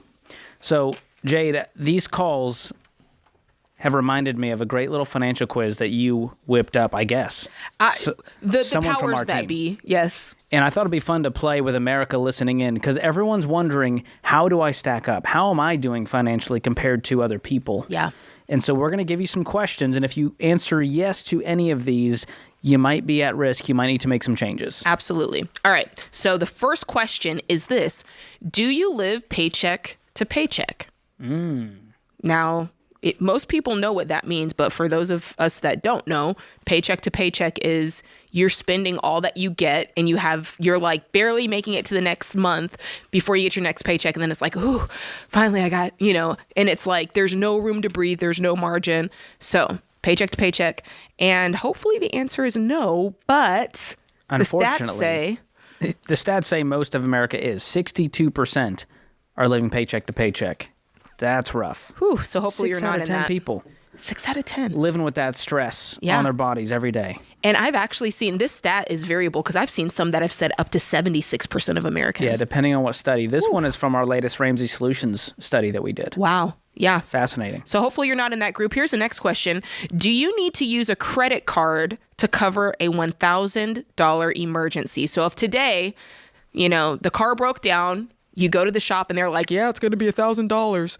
What do you do? Do you have that money sitting in the bank ready to protect you, or do you need to turn to American Distress to help you out? Yikes. The majority do. The stats say 57% of U.S. adults are currently unable to afford a $1,000 emergency. And I just know this stat, 36% of Americans have zero saved. So forget an $800 or a $700 they can't do anything. Nothing. They have zero. Whew. Oh my goodness. Where do you fit in? Get in where you fit in. All right, this one, George. Do you depend on a credit card to cover any regular monthly expenses? This one would shock me if the majority said yes, because hopefully you've got the income to at least cover regular monthly expenses. I don't know, George. I don't think people know what they're spending, and I don't think most people understand like needs and wants kind of thing. So it's like, well, and this tells us 49% of Americans depend on credit cards just to cover essential living expenses, like groceries. That's crazy, because 99% tell me that they just use credit cards for the rewards and they pay it off every month. Somebody's lying. Somebody's in here lying. Who's lying? Come at me, bro. I know who's lying, and you know who I'm talking to right now. Okay, who would be worried? I know some folks listening right now. Would you be worried that you couldn't cover living expenses for 1 month if you lost your job? Wow. So this is talking about having an emergency fund. Yeah. You lose all income. How long until you go, I can't pay bills anymore? Well, we know based on the other question, most people don't even have $1,000 saved. So This was a real bleak quiz, Jade. You couldn't have thrown some fun ones in there. I want people to understand the state of their finances, and this is really serious. It says 68%, again, way more than the majority of people are worried that they would not be able to. They're worried that they wouldn't be able to cover it. We know they would not be able to cover it. We're telling you the answer. Just for 1 month, they lost their job. That's scary. That's scary stuff. All right. 2 more questions, guys. I don't want to dig you into a dark hole. All right. Are you unsure how much money you will need for retirement? Oh, that's an interesting one. Do you have a number in mind? Have you done the math? I don't think people know, George. This one says most Americans have less than $50,000 saved for retirement. You don't need to have your cornbread done in the middle to go, I need more than that. Wait. So regardless of knowing the number, people aren't planning for it. No, they don't know the number. They're not planning for it. Wow. Okay, this is the final one. Do you think you need the right job and the right salary to become a millionaire these days? That's a fun one. I love that one. Because most people have the excuse, well, Jade, I'm just not, if I had a better job, if I made more money, then I could become a millionaire. I'm just going to tell y'all, I put this question on there because I wanted to debunk the people's. And here's the thing, guys, 33% of millionaires never ever made more than 6 figures. In their entire working life. It's top professions, engineer, accountant, and teacher. Can you believe that? That's so encouraging. Debunking that, and wow, let's grade everybody here, George. Okay. 1, 2, 3, 4, 5, 6, there's 6 questions on here. Okay. So if you answered yes to any of the 5 questions or 6 questions, you're at risk and financially vulnerable. So just even to 1 question. I'm guessing this quiz isn't the thing that let them know that, though. Yeah. It was a reminder Yeah. that they're not doing okay financially.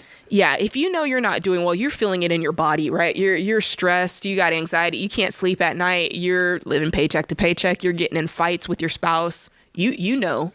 So the question then becomes, what are you going to do about it? Clearly, a lot of these questions point to the problem of debt. Mm-hmm. That's one part of the equation. We got to get out of debt, take back control of our wealth building tool, our income. Mm-hmm. There's also another part, investing for the future. Yes, so important. And, at the end of the day, you guys hear us talk about Financial Peace University all the time. And I think a lot of people think, oh, it's just get out of debt. It's just get out of debt. No, if you take Financial Peace University, you're going to learn how to take care of everything that was on this quiz, from the getting out of debt part to the budgeting part, so you're not living paycheck to paycheck, to figuring out how to get your savings right, so you've got savings for emergencies and savings for the long haul. Not to mention, we're going to make sure you're building wealth so that on down the line, when you do retire, because you can't work forever, right? We're going to make sure that you're set up, you've got your retirement on lock, and hopefully one day you're a baby steps millionaire. That's the end goal, so you can live and give like no one else. It's not just robbing Peter to pay Paul and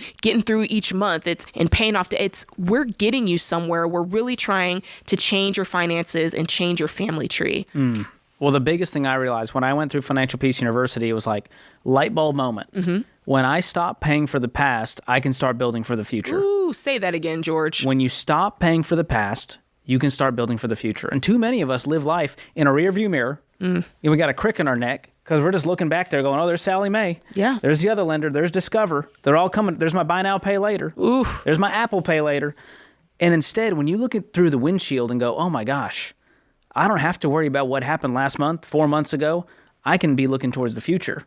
What are my savings goals? How am I going to get there? When do I want to retire? Mm-hmm. How long do I want to have to work for before I get to work?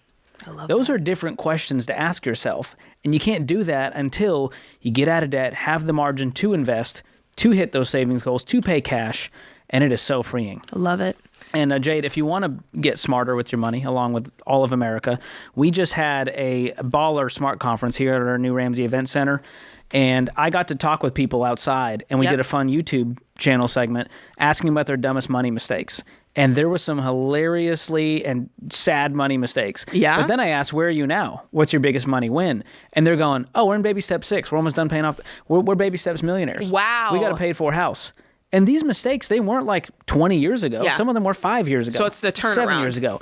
Their turnaround was so encouraging to go, oh, I was done with money. I don't have to stay like that. So good. And so if you want to join us, we're doing Smart Conference Weekend again in the Windy City, Chicago, Illinois, September 15th and 16th. For all you new folks out there, Smart Conference is our biggest event we do at Ramsey. Whether you've been working the baby steps for 10 years or 2 weeks, this is the event for you. People tell us they leave feeling motivated. It's what they needed to get back on the plan, or it's what finally got their spouse on board. And it's all of our personalities. Not just money. We're going to have Dave Ramsey, Rachel Cruz, Dr. John Deloney, Ken Coleman, Jade Warshaw, and myself for 2 action-packed days. Join us for that. We also do a Smart Money Happy Hour live recording that is always a blast with my friend Rachel Cruz, and there's a lot of surprises. I can't tell you, but it involves Jade and her amazing singing voice. Maybe we'll bring that back out. Maybe. So join us September 15th, 16th in Chicago, Illinois. This event will sell out. Make plans. People travel from all over to be there. And tickets start at just $79 for a 2-day event. Wow. That's a killer deal. Go to RamseySolutions.com/events. You don't want to miss it, because I saw Jade's talk and she brought the house down. And if she does anything remotely close to that, I got to work on mine for next year. You're too kind, George. You're too kind. She brought the fire. I bring, I don't know, the sparkling water. You brought the atomic bomb, George. Come on now. I appreciate that. More of The Ramsey Show coming up.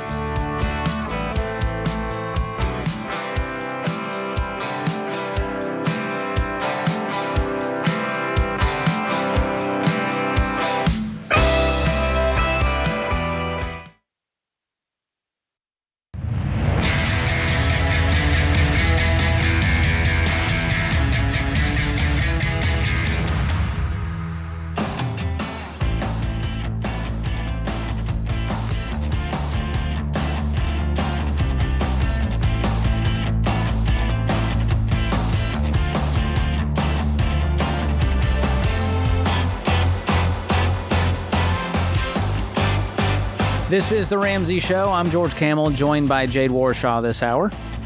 We've got our question of the day here, sponsored by Neighborly, your hub for home services. If you've got rental properties, Neighborly's local real property management offices can help you manage them and help optimize your ROI. That's return on investment, and give you some peace of mind. You can go to neighborly.com to schedule a consultation with real property management pros near you. All right. Today's question of the day comes from Jim in Nevada. He says, I'm on baby step 6 right now, and we're planning to upgrade from a condo to a townhouse. I know what baby step 6 says, but I'm worried that the condo is not appreciating much. Would you recommend to invest our extra funds into an investment or savings instead of paying more on the mortgage to cover more ground for our next purchase? So for those of you listening, baby step 6, that's the baby step where we're paying off the home mortgage. And so it sounds like they would rather, or they're not sure. They're like, hey, the house is not appreciating very fast. We don't want to put extra payments on it. We'd rather invest it or save it to the side. I don't know about that. If it were me, I would work the baby steps and continue to put the money onto the house, the extra money. Because here's the thing. When you sell the house, you're going to get that money back in equity. It's literally, I like doing that for a couple of reasons. And you use this term, which I like. It is a forced savings account. You're putting that money on the mortgage, and at that point, you're locked in. As opposed to if you said, okay, you know, instead of putting this extra payment on the house, we're going to put it just in the savings account. And before you know it, maybe you've stacked up a decent amount of money. Yeah. And that's when I like to say you're opening yourself up to who I like to call Uncle Boo Boo, which he's that person, he's that guy on your other shoulder that's always tapping you to do bad ideas, right? He's like, oh, you got 20,000 saved? You know, you have been needing a new car lately, right? Oh, you got 25K? You know, I had this investment opportunity. That's when it comes knocking and you're like, man, and now when it's time to move, you're like, man, if only we had put that 25,000 or 15,000 or even 10,000 extra dollars on the house. So if it's me, and I'm pretty sure if it's George too, Jim, we're going to put that money, we're going to make the extra payments on your current mortgage. And when it's time to sell, that money's going to be right there waiting for you in equity. Yeah, I don't look at paying down the house as an investment because the house is going to appreciate. Right. I look at it as my plan for long-term peace and my plan to keep me from doing stupid, which the forced savings plan does. So here's the thing. There's also an assumption on Jim's part that if he invests this money, it's going to make way more than his home appreciation would have made. That's what he's saying. That's what the argument is. And I don't know if you've been actually Googling and looking at the stock market and the headlines. The S&P 500 was down 18% last year. Yeah. So if you put $10,000 in, you're down to $8,000 at the end of that year. Yeah. And so we're also investing for short term, which is not a good plan. We always tell you invest long term, 5-year time horizon or longer is the way to go. And you said you're planning to upgrade soon from that condo to townhouse. So that's another reason I would not do that. And it's all going to roll into the next house. And I know we've run the numbers on that. The difference between keeping an investment for 5 years versus 3 or less, the chances of earning a return on that's worth it is substantially less at 3 years versus 5 years. Like, the percentage is crazy. Dave told me about it one time. I said, that's cray. So, there's yes, the advice. Jim, that's take your it good advice. or leave it, but I hope you take it, my friend. All righty then. Should we get to the phones, Jade? I think it's time. Let's go. Amanda is on the line in Franklin, Tennessee, right here. Is she in this building? That would be cool. Oh, okay. wow. Welcome to the show, Amanda. Hi, thanks so much for having me. I listen to you guys pretty much every morning when I'm getting ready. So that means a honor. lot. Thank you. How can we help? I am a middle and high school teacher, like you said, here in Franklin, Tennessee, and I am teaching an entrepreneur class this semester, and the kids are doing fantastic, way better than I thought they were going to do, and they're about to have some cash in their hands, and I was just wondering for these ages 12 to 14-year-olds, maybe some suggestions from you guys about like maybe pre-baby steps or what they should do with this cash. We are going to tithe 10% to a nonprofit organization, so that's going to be done.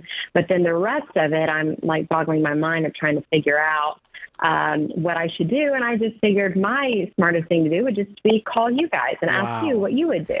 Well, first of all, it's Financial Literacy Month, and I got to say, shout out to you and all the amazing teachers out there changing the world. I mean, these kids, the impact you're having on them just from this class alone is immense. So thank you for what you do. Yeah, thank you. It's an honor. Thanks. So how much cash are we talking per student? Yeah, so right now I did some pre-order sales to just the families here at the school. It's a small Christian private school. And just the pre-sales alone, they've got almost $800. So they're averaging about $55 per student right now that they'll have cash. And then they have next week will be 2 days of actual selling in real time to the students and the families. Wow, what are they selling?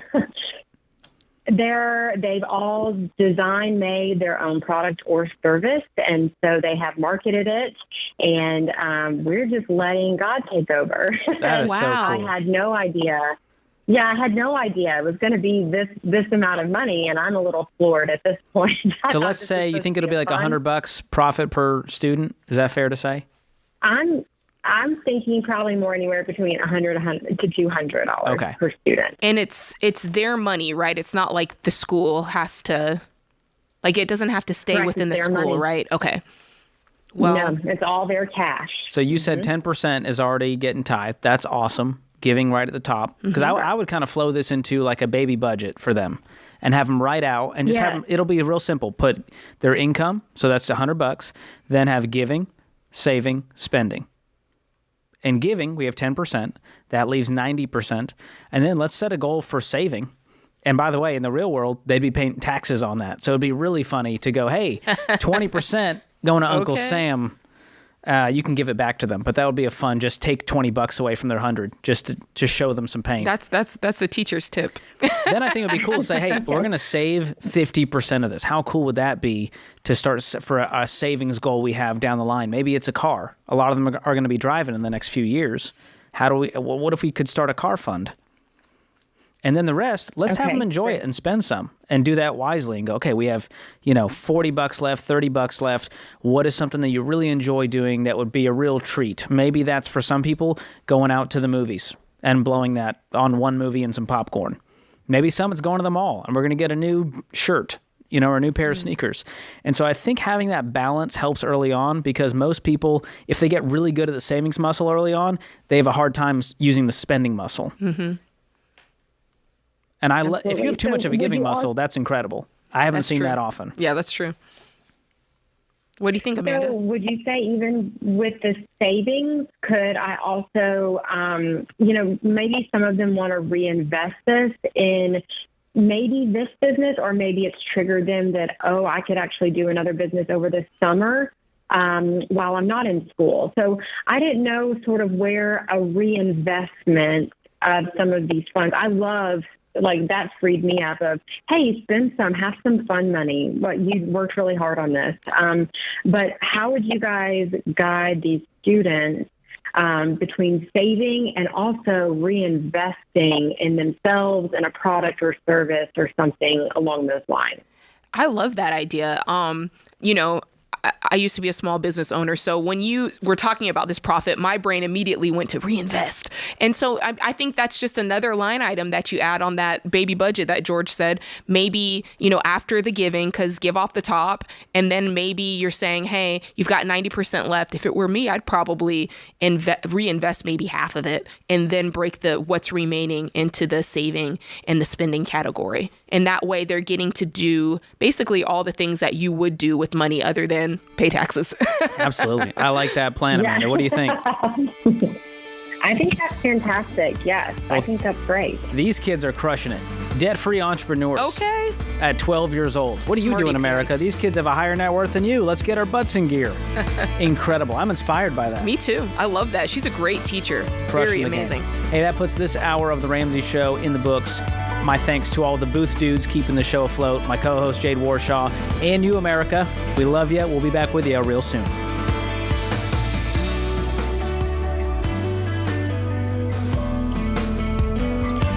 Hey, what's up, guys? It's Jade. Look, if you like what you heard in this episode and want to know more about getting started on the Ramsey baby steps, go to RamseySolutions.com and click the Get Started button. We'll help you figure out the best next step for you based on your specific situation. That's RamseySolutions.com and click Get Started.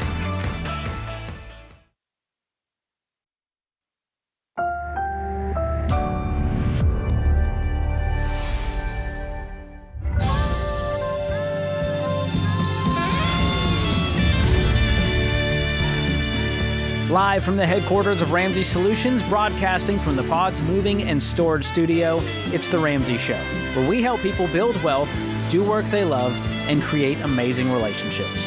I'm Ramsey personality George Campbell, joined by Jade Warshaw this hour, and we're taking your calls at 888-825-5225. That's 888-825-5225. And if you've listened this long, I'm going to go on a wild assumption and assume that you enjoy this show. And if you enjoy it, I want to remind you it's free, and we would just ask that you do a few quick things while you're hanging out with us. One is make sure you're subscribed to the show wherever you're listening, or hit the follow button if you're on Spotify or any of those platforms. And leave us a review. This really helps with getting the show out to more people. When they do show up, they're going, is this show worth my time? And they see your 5-star review. That helps us out. And lastly, share it with a friend. Most people that tune into the show go, oh, my friend told me about it, that I got to listen, and now I'm hooked, and I'm in a different place financially, and we love to hear that. So thank you to those of you who have done those things. Mm-hmm. Do you look at those reviews? Occasionally, for entertainment purposes only. I do too they're a hoot. We have a good time with those. All right, let's go to Sarah in Princeton, New Jersey. Sarah, welcome to The Ramsey Show. How you doing? Thank you for taking my call. Thank you for listening. Absolutely. What's going on? Well, I think I've had my head in the sand for a long time, and just raising my babies and helping them grow. And I just really need to wake up, and I'm a little bit of a panic. But I'm willing. I'm capable. I can do this.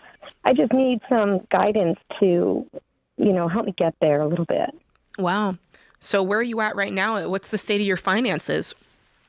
What are you earning? Do you have debt? I personally don't have any debt, except for, our mortgage.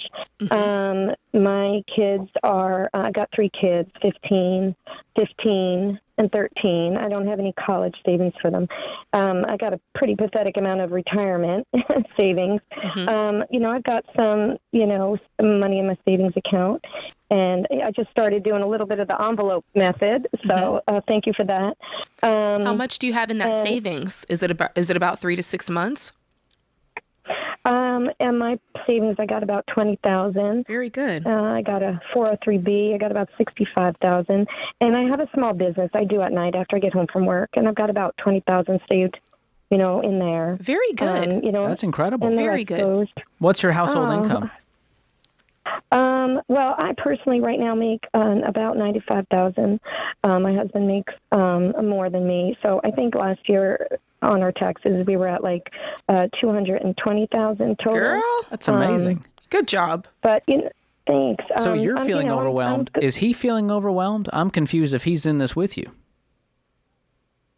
Well. Are you guys on the same page? No. I mean, he he's great. He does what he thinks is right, and I'm just trying to do what I think is right.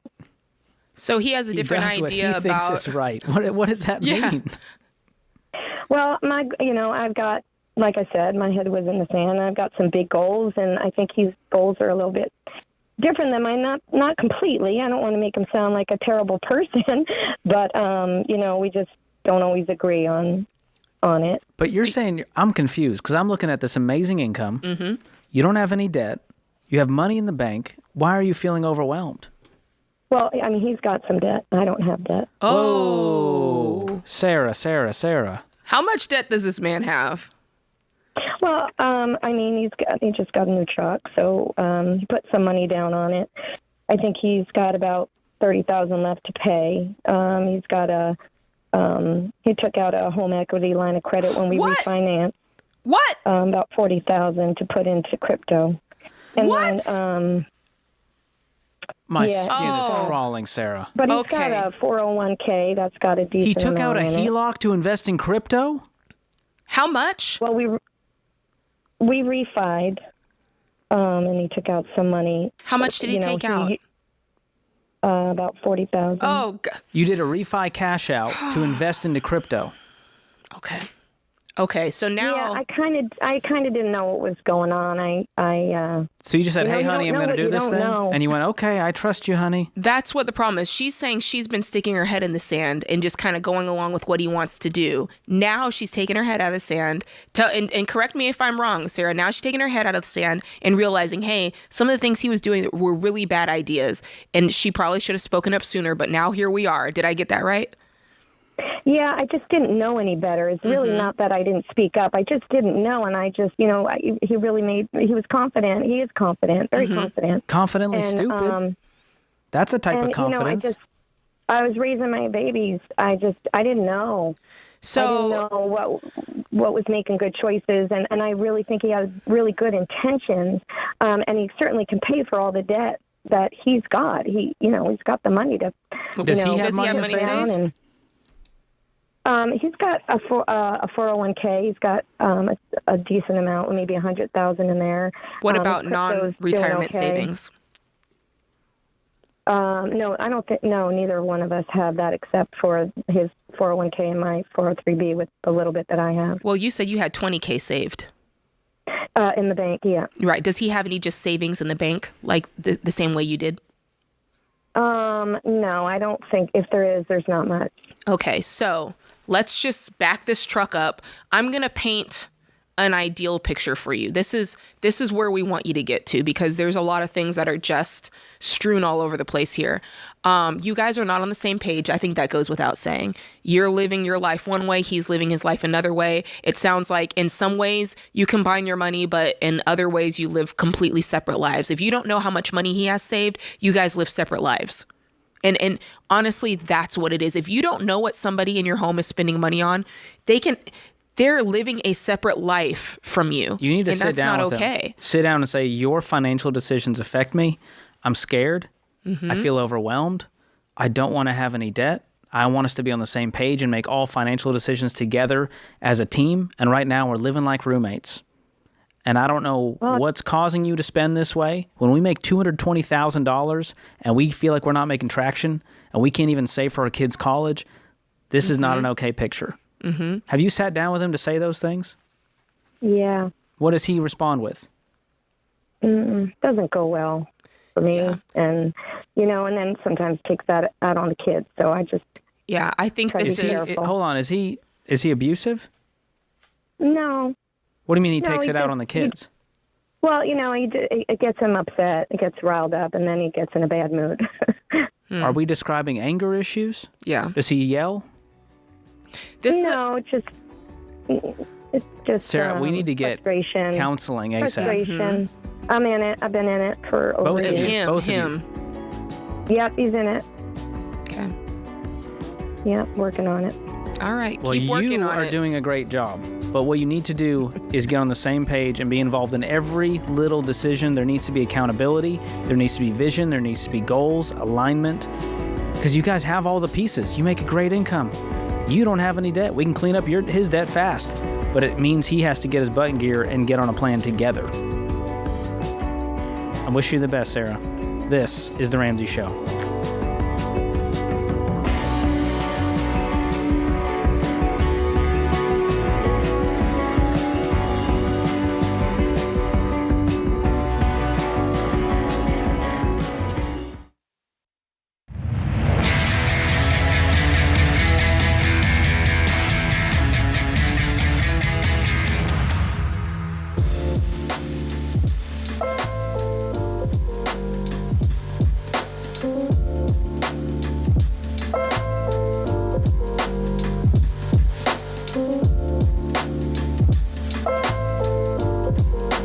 I'm George Campbell, joined by Jade Warshaw this hour. This is The Ramsey Show.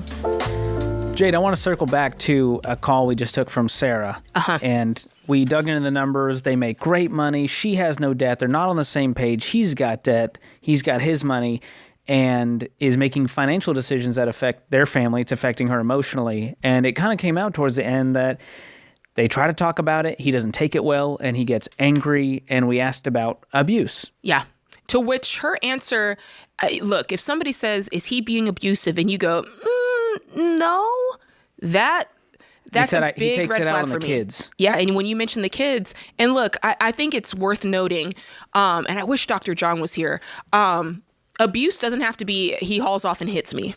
Right? When you're in a situation and you feel like you're up against a brick wall and you feel like this person is controlling you, manipulating you, lording over you, gaslighting you, that is an unhealthy situation, period. Not just financially, period. And at that point, there was no amount of financial advice we would be able to, She called saying my retirement's behind and we got to save for the kids' college. That was the least of her problems at this point. That was not the root issue. The root issue was she is in a very unhealthy relationship. And she's not alone. There's plenty of listeners out here who I'm sure when she called, they felt that and they're like, oh, I know exactly. I felt that not because of Sam Warshaw, but I've seen that before and I know what that looks like. And so when she was talking about that, I was like, oh, I've seen this. And so I just want to make it clear that when you're in a situation like that, it's unhealthy and you have the right to remove yourself from those situations. You have the right to separate yourself from those situations because ultimately, when she mentioned the kids, that's not safe. It's not a good environment to be in. And I'm glad they're going to counseling. I hope they are going to counseling. And if you're in that situation, yes, start going to counseling, start getting involved with a local church, see if there's folks there, get in a community where people have healthy relationships and you can be surrounded by that. And hopefully it'll start to rub off a little bit more. Yeah, you got to have a third party to intervene there. And you need to remove yourself from that situation for your safety, for the kids' safety. And again, abuse can look like controlling, manipulative, bullying, gaslighting, making you think like you're the crazy one. And the key indicator to me that some of that's happening is when you rush to justify. Yes. Well, no. They're a good dad, though. No, he has a good job. He provides for our family. Yeah. It's usually those kind of justifications that tell me there's something way deeper. There's some trauma happening there. And let's not forget the first part of the call. I mean, she was very stressed. When they make too much money to be that stressed. So there's a lot going on. And Sarah, you're not alone. And we're not here judging you. We want to help you. And we want you to know that, we want the best for you. And we want you're entitled to a healthy financial situation and a healthy relationship. Absolutely. All right, Jade, about 1,000 people have sent me this on social media, and we've got to cover it on today's show because it's big news, and not in a good way. Let me read you the first line from this Fox News article. A Biden administration rule is set to take effect that will force good credit home buyers to pay more for their mortgages to subsidize loans to higher risk borrowers. This is wild. Yeah. So let's break this down. That was a lot of words. Yeah, go ahead. Here's what's happening. People that have been quote unquote responsible, we don't love credit scores here, but people who have good credit scores who are putting 15 to 20% down, doing the right thing, are now being dinged and having to pay more for their mortgages in order to help those who have bad credit scores and nothing down. No! That's the summary. No! And this is not spin. Like, we can go political all day because it is political, but from a financial perspective, this is insane. Purely, yes, my no is purely financial, by the way. So here's the details. Experts believe that borrowers with a credit score of about 680 would pay around $40 more per month on a $400,000 mortgage under rules from the Federal Housing Finance Agency, which goes into effect May 1st. And by the way, if you're thinking, I'm going to sneak under that, no, it's too late. You would have had to close 2 days ago to not get hit by this. It's already happening. It's just now official. $40 more per month. So if you have and we don't preach 30-year mortgages. That's $15,000. $15,000 on top of your normal interest that you're paying over the course of your amortization schedule. Unbelievable. So the Federal Housing Finance Agency, they oversee the federally backed home mortgage companies like Fannie Mae, Freddie Mac. You've heard about them. And they're trying to give consumers more affordable housing options. Which, let me remind you, the housing market's been struggling in the wake of all these multiple interest rate increases by the Fed. And under new rules, consumer with these lower credit ratings with less money for a down payment would qualify for better mortgage terms than they otherwise would have. I don't like this, George. So we're awarding bad financial behavior to help broke people become broker. And then hurting the people who have gone, I've done everything the right way from the system, right? I've got the good credit score. I saved up my down payment. No, you pay more now to help cover the other guy. This is what I'm saying is not political, but there you go. At this point, we're robbing from just normal middle-class folks who did the right thing. It's not even like robbing from the rich. We're just saying, hey, you've got what we need. We're just going to take a little of that, and you're going to pay for this so that more people can. That's not right. No. When the people who have done everything right, they're like, hey, I saved my 20%. Y'all know we don't care nothing about a credit score. But if you're like, I did everything right, I got my credit score up, and now here you are, and you're having to fit the bill for this, it's not right. Yes. And if you've seen the headlines, they're throwing percentages out there. These are not interest rate hikes. Let me make that very clear. This is something called LLPA, loan level pricing adjustment. And that's part of the picture that then trickles down to affect the interest rate. Yeah. So that's what we're talking about here. And I'll give you some numbers. So a buyer with a 620 FICO score, for example, or under 640, with a down payment of 3 to 5%, which is basically nothing, they're going to see a 1.75% decrease from the old rate of 3.5 for that bracket. Right? Mm-hmm. But if you've got a score of 720 to 759 and you've got 15 to 20% down, you get hit the hardest with a 0.75 increase from the old fee of 0.25. If you look at the chart, it's a beautiful kind of heat map that's out there, and that's what it shows. The numbers are very clear that those who are awarded the most are those with credit scores under 639, who have 3 to 5% down. Those who get hit the hardest are those who have that 720 to 760, who have 15 to 20%. And here's the interesting thing. If you've got way more than that down, you have no effect. Mm-hmm. And what's even more interesting, because I know the Ramsey fans out there, they're going, oh my gosh, I want to get it home. You don't have to worry if you follow our advice. Because guess what? This only affects loans greater than 15 years. And if you've been listening to the show for 15 seconds, you know that we only recommend 15-year fixed-rate conventional loans. That's it. So you can sleep at night if you're a Ramsey fan. I love that. You can just sit back, be a spectator. But can I just say, I hate this because I'm sure the intent behind this is to level the playing field, to reduce that gap of folks who feel like they're at a disadvantage to purchase a home or have the opportunity to purchase a home. But I'm like, every playing field doesn't have to get leveled, George. Sometimes you just got to work for what you have. This is the participation trophy. It is. And I get it. I'm not here to go, hey, if you're broke and you have a bad credit score, I never want you to be a homeowner. No, that's not it at all. I want you to be a homeowner. This isn't the way to do it. It's to squeeze the middle class. Because truthfully, the upper class, they're not dealing with this. Even if they do have mortgages, their financial situations, their credit scores, whatever it is, their amount they have to put down, they're not affected by it. It's the middle class. It's the middle class. It's those people who I'm trying to do everything by the book. I got my 15, 20%, and now you're paying $15,000 more over the course of that 30-year loan. I love this part at the end. It says, why was this done? The answer is simple. It was to try to narrow the gap in access to credit, especially for minority home buyers who often have lower down payments and lower credit scores. So let's just do what I'm going to make somebody mad. Insane. Do what it takes to get to pay off your debt, to increase your income, save your money so that you can get a higher down payment. There's work to be done. And stop acting like you can't do that work and that you need to wait over here for somebody to do the work for you. Oh, you got Jade preaching. Here's the craziest part, Jade. This LLPA adjustment, it helps make the government more money. Of course it does. What else is new? They're going, we're not going to increase your taxes. We're going to make our money another way by squeezing the middle class a little more. I would like to squeeze them. Listen, I can't say it any better than Jay just did. This is insane, and this is The Ramsey Show.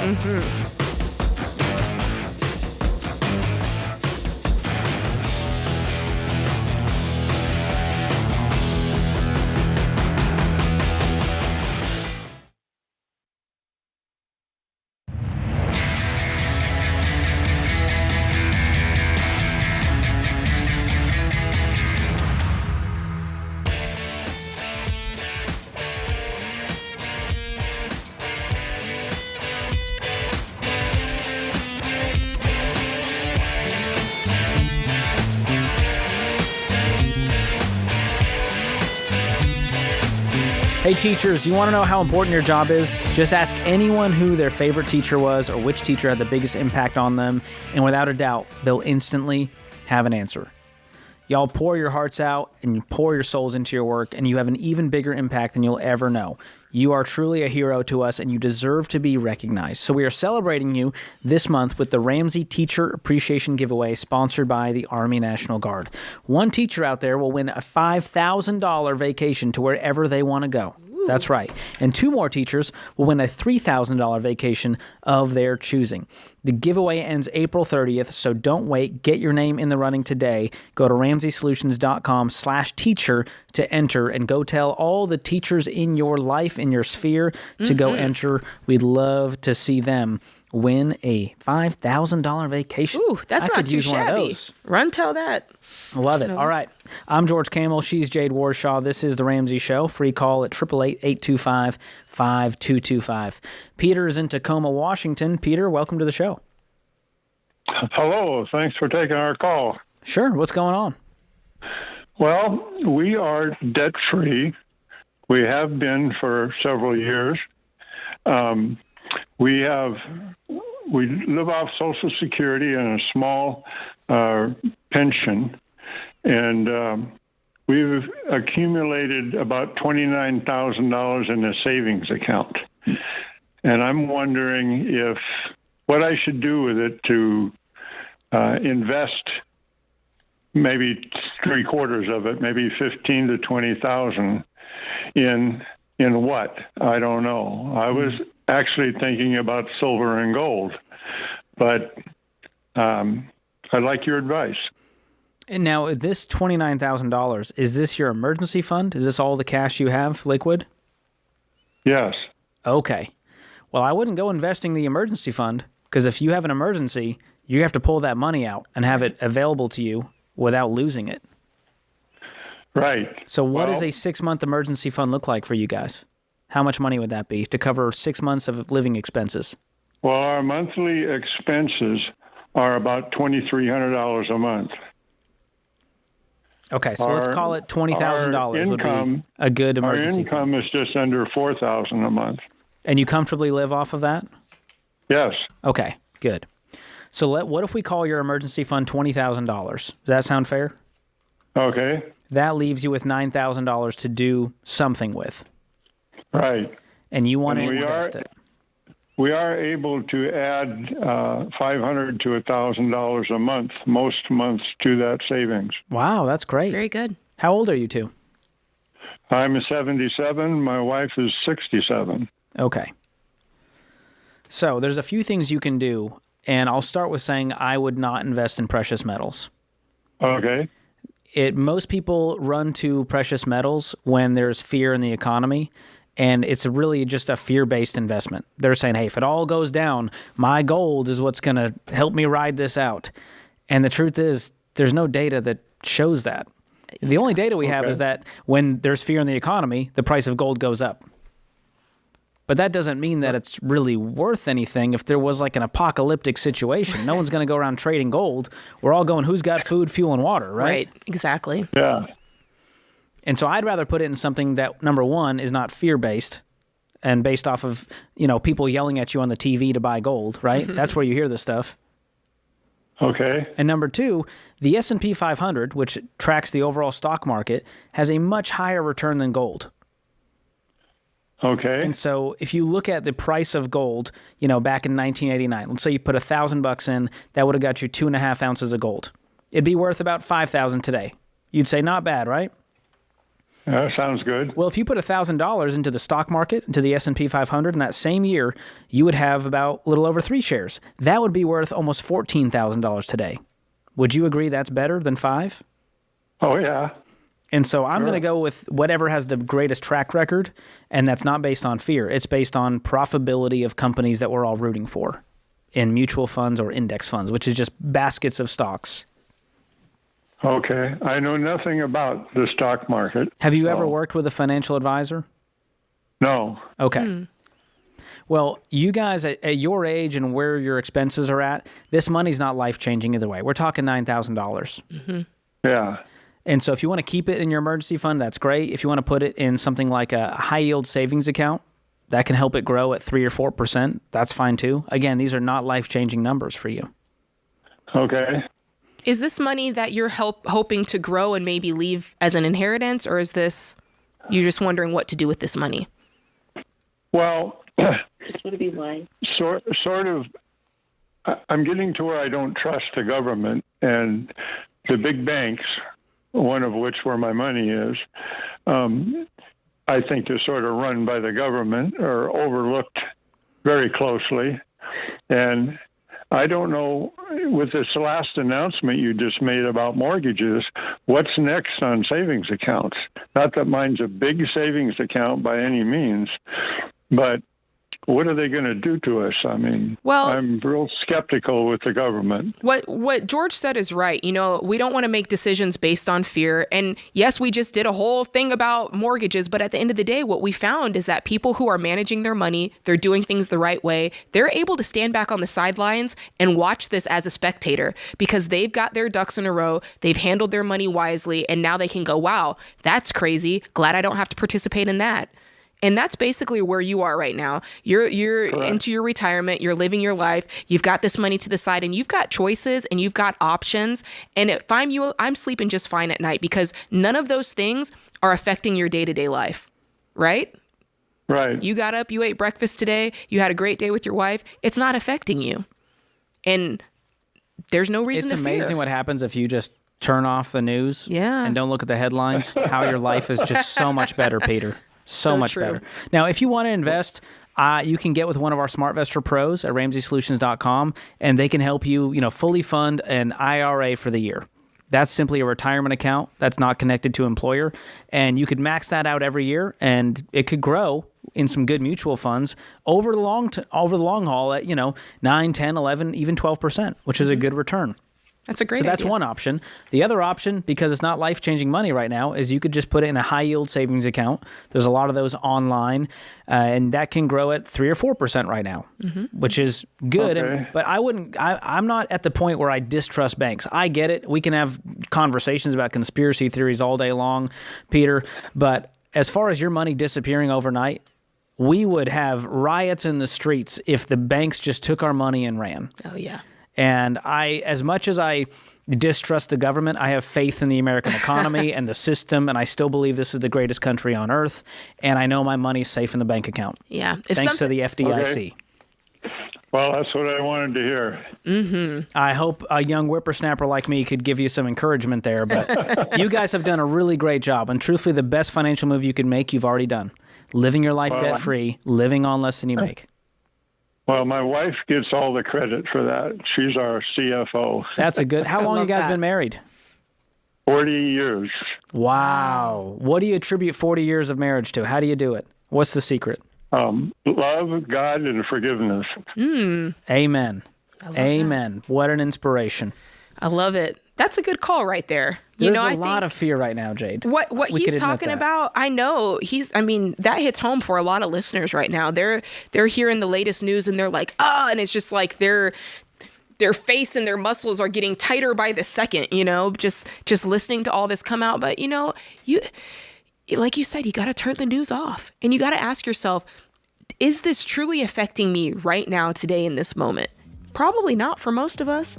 And if it is, what could be and what could happen and what if. All these fears are what ifs. They're based on just jumbled thoughts of the future. And sometimes you just have to sit back and go, let me just take care of what's going on in my house with my money and my situation and leave all that other stuff by the wayside. That's right. Get yourself some Our friend peace. Dr. John Deloney says anxiety, it's a fire alarm. So let's look at the underlying symptom of that. Oh, we don't have an emergency fund. That's why we're freaked out. We haven't been doing a good job saving for retirement. When we start to focus on those things that we can control, and we got money in the bank and we don't owe people anything, it changes everything. Absolutely. I'm sleeping at night. And turn off the news. That's always good advice. This is The Ramsey Show.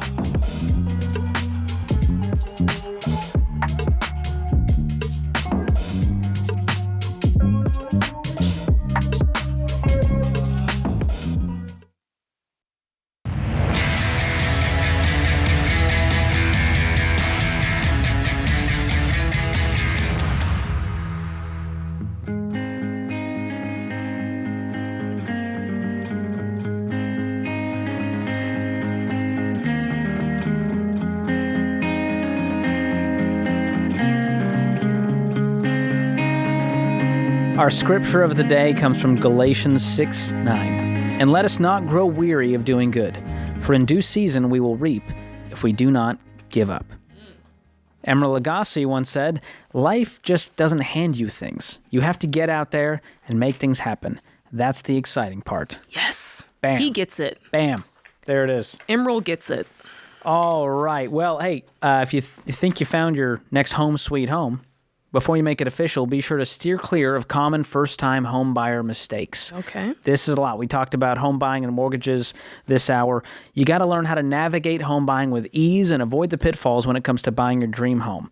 And our team has a great resource for you in our newsletter coming out this Sunday. It's free to sign up. All you've got to do is go to RamseySolutions.com/newsletter, subscribe, and you will learn how to avoid making these common home buyer mistakes.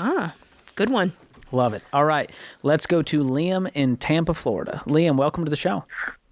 Thanks for having me on. Sure. What's going on?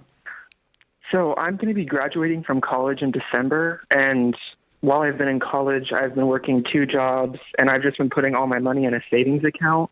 What should I be doing with it to make it grow? Way to go. Very good. Okay. How much money are we talking? Right now I have about $3,000 in the bank, and by the end of the year, probably another $6,000. So we're talking $9K let's say by end of December. Yeah. What do you want to do with this money? Like, what's the goal here? So after I graduate, I plan to live in my car and travel around the country for at least a year. Wow. What's your degree in? Entrepreneurship. Would you be working at all while on the road, or is the goal to have zero income? The goal is to work while I'm on the road. Got it. So kind of the nomadic life. Mm-hmm. You're doing some kind of remote work. You say entrepreneurship. Are you starting a business? Are you going to be working for a business? What's the plan there? So at my current employer, there might be an opportunity for a part-time remote role. So I might transition into that until I decide what kind of business I want to get into. Okay. Have you kind of budgeted out? I think this is a great idea. I think this sounds really fun, and you're at the time of your life to do something like this. Have you kind of budgeted out how much money you're going to need to live off of while you do this for a year? So depending on how bare bones I do it, I could live on maybe $1,000 a month. Okay. And you already have the car that you're going to live in? Is this like a van, a camper? Yeah, it's an SUV. Okay. And you're going to kind of convert it? Mm-hmm. Is that going to cost you money to do?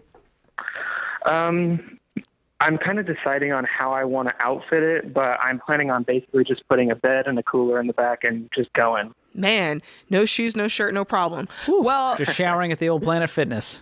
Exactly. That's the move. Well, I think with the money that you have now, if you can just like place it in a high yield savings account and just kind of take advantage of the fact that there's decent interest rates right now.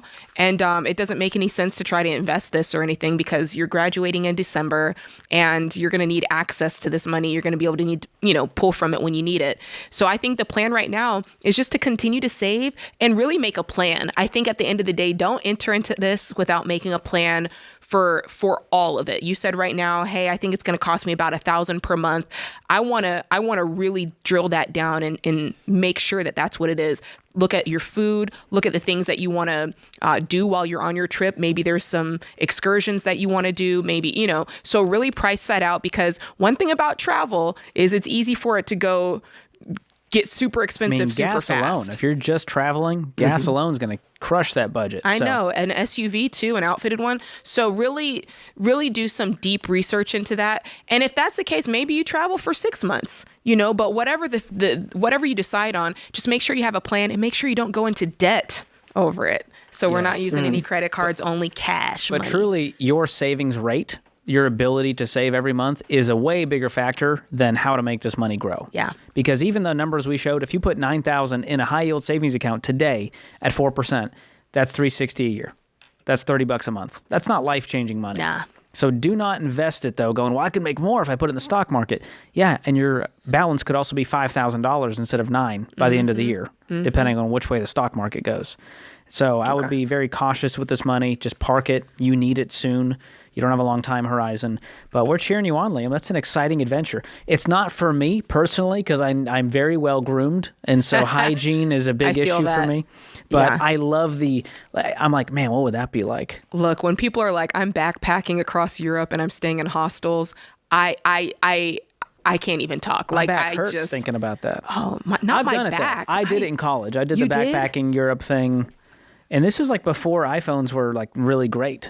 And so we got paper maps. It was a whole situation. Look, there's hotels here in the States that I won't be staying in. You won't catch me at some of these. We're too bougie now.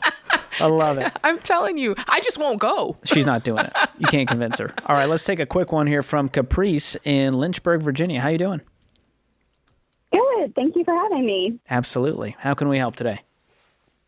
Yes, I currently am a single mom who unfortunately just due to light workload at work have taken a $4,000 pay cut from not getting overtime, and I was already living paycheck to paycheck. So I'm debating between getting a second job or going back to school, but I also am considering selling my house. I've owned it for about 5 years. I still owe about $100,000 left on it, and I'm just not sure if staying is worth it. I found a one-bedroom apartment for a couple $100 less than my mortgage, which is very rare. Because normally rent around here is almost double my mortgage. So I'm just wondering if I should jump on this or not. What's your take-home pay? I'm bringing home monthly. Oh, I didn't even do monthly. I think now I'm going to be down to like $2,800 a month. And what's your mortgage? I believe so. Every month. $730. Can I ask a question? You said you took a $4K pay cut. Is that per month? So that's no, that's for the year. Okay. It's about $400 a month that I'm losing, not getting overtime. So before I started getting overtime, I was working a second job. I quit my second job because I was guaranteed this overtime, and I've worked it until about the past month. Work has slowed down dramatically, and it doesn't seem to be picking back up, and we're all concerned that it's going to be a slow year or two. What kind of work is it? I have never gone to school, so I've just done different customer service jobs. I'm currently just at a desk working for a conveyor company, doing manuals and stuff for their equipment. Is it salary? It is not. It is hourly. Okay, I'm wondering if you can find a salaried customer service job, get a raise. But truthfully, I'm not selling the house. The house is not the problem. Yeah. Okay. You're right on the money with about 25% of your take-home pay. And once you get your income back up, it's going to be even less than that. Yeah. So the house doesn't solve your problem. What else is going on in your expenses that's causing you to feel this way? Well, I have my daughter's daycare, which is also like a second mortgage. Yes, it is. Yeah, her daycare is actually more than my mortgage. That doesn't shock me. And then, so that's usually about half my income right there between house and daycare. It's a little over. And then I tithe 10%. Yeah. Groceries, we're really, really tight on groceries. So we've got to get your income up. It's the income. That's and I think that you I'm can. trying to figure out how to. Okay. Just start applying. We'll give you Ken's book, Paycheck to Purpose. Let's start there and see what other, if you really love this field, maybe it's just you applying for other jobs in the same field. But if you mentioned going back to school, I'm not sure that that's on the table just yet. We've got to get your income because you got to be able to pay for school. And right now things are so tight. Let's try to get a job where you're making a good bit more. And then we can start talking about what it's going to look like to pay for school as you go and hopefully be on the track to where you really want to be, both career-wise and financially. But I think the $2,800 is kind of with the daycare, George. That's crushing you. Yeah, that daycare is no joke. I'm telling you. And One more year. One more you got year. this. Woo, woo, you can do it. We're cheering you on, Caprice. Single moms, man. They're crushing the game. Oh man, they are superhuman. Absolutely. What they can do. I don't know how they do it. Sheesh. Well, good hour, Jade. Thanks for being my co-host. You were forced to, but I hope it was enjoyable for you as well. I loved it. And thanks to all the guys in the booth. They're keeping the show afloat for you, America, which is why we're here. It's your show. We thank you so much for listening. We'll be back real soon.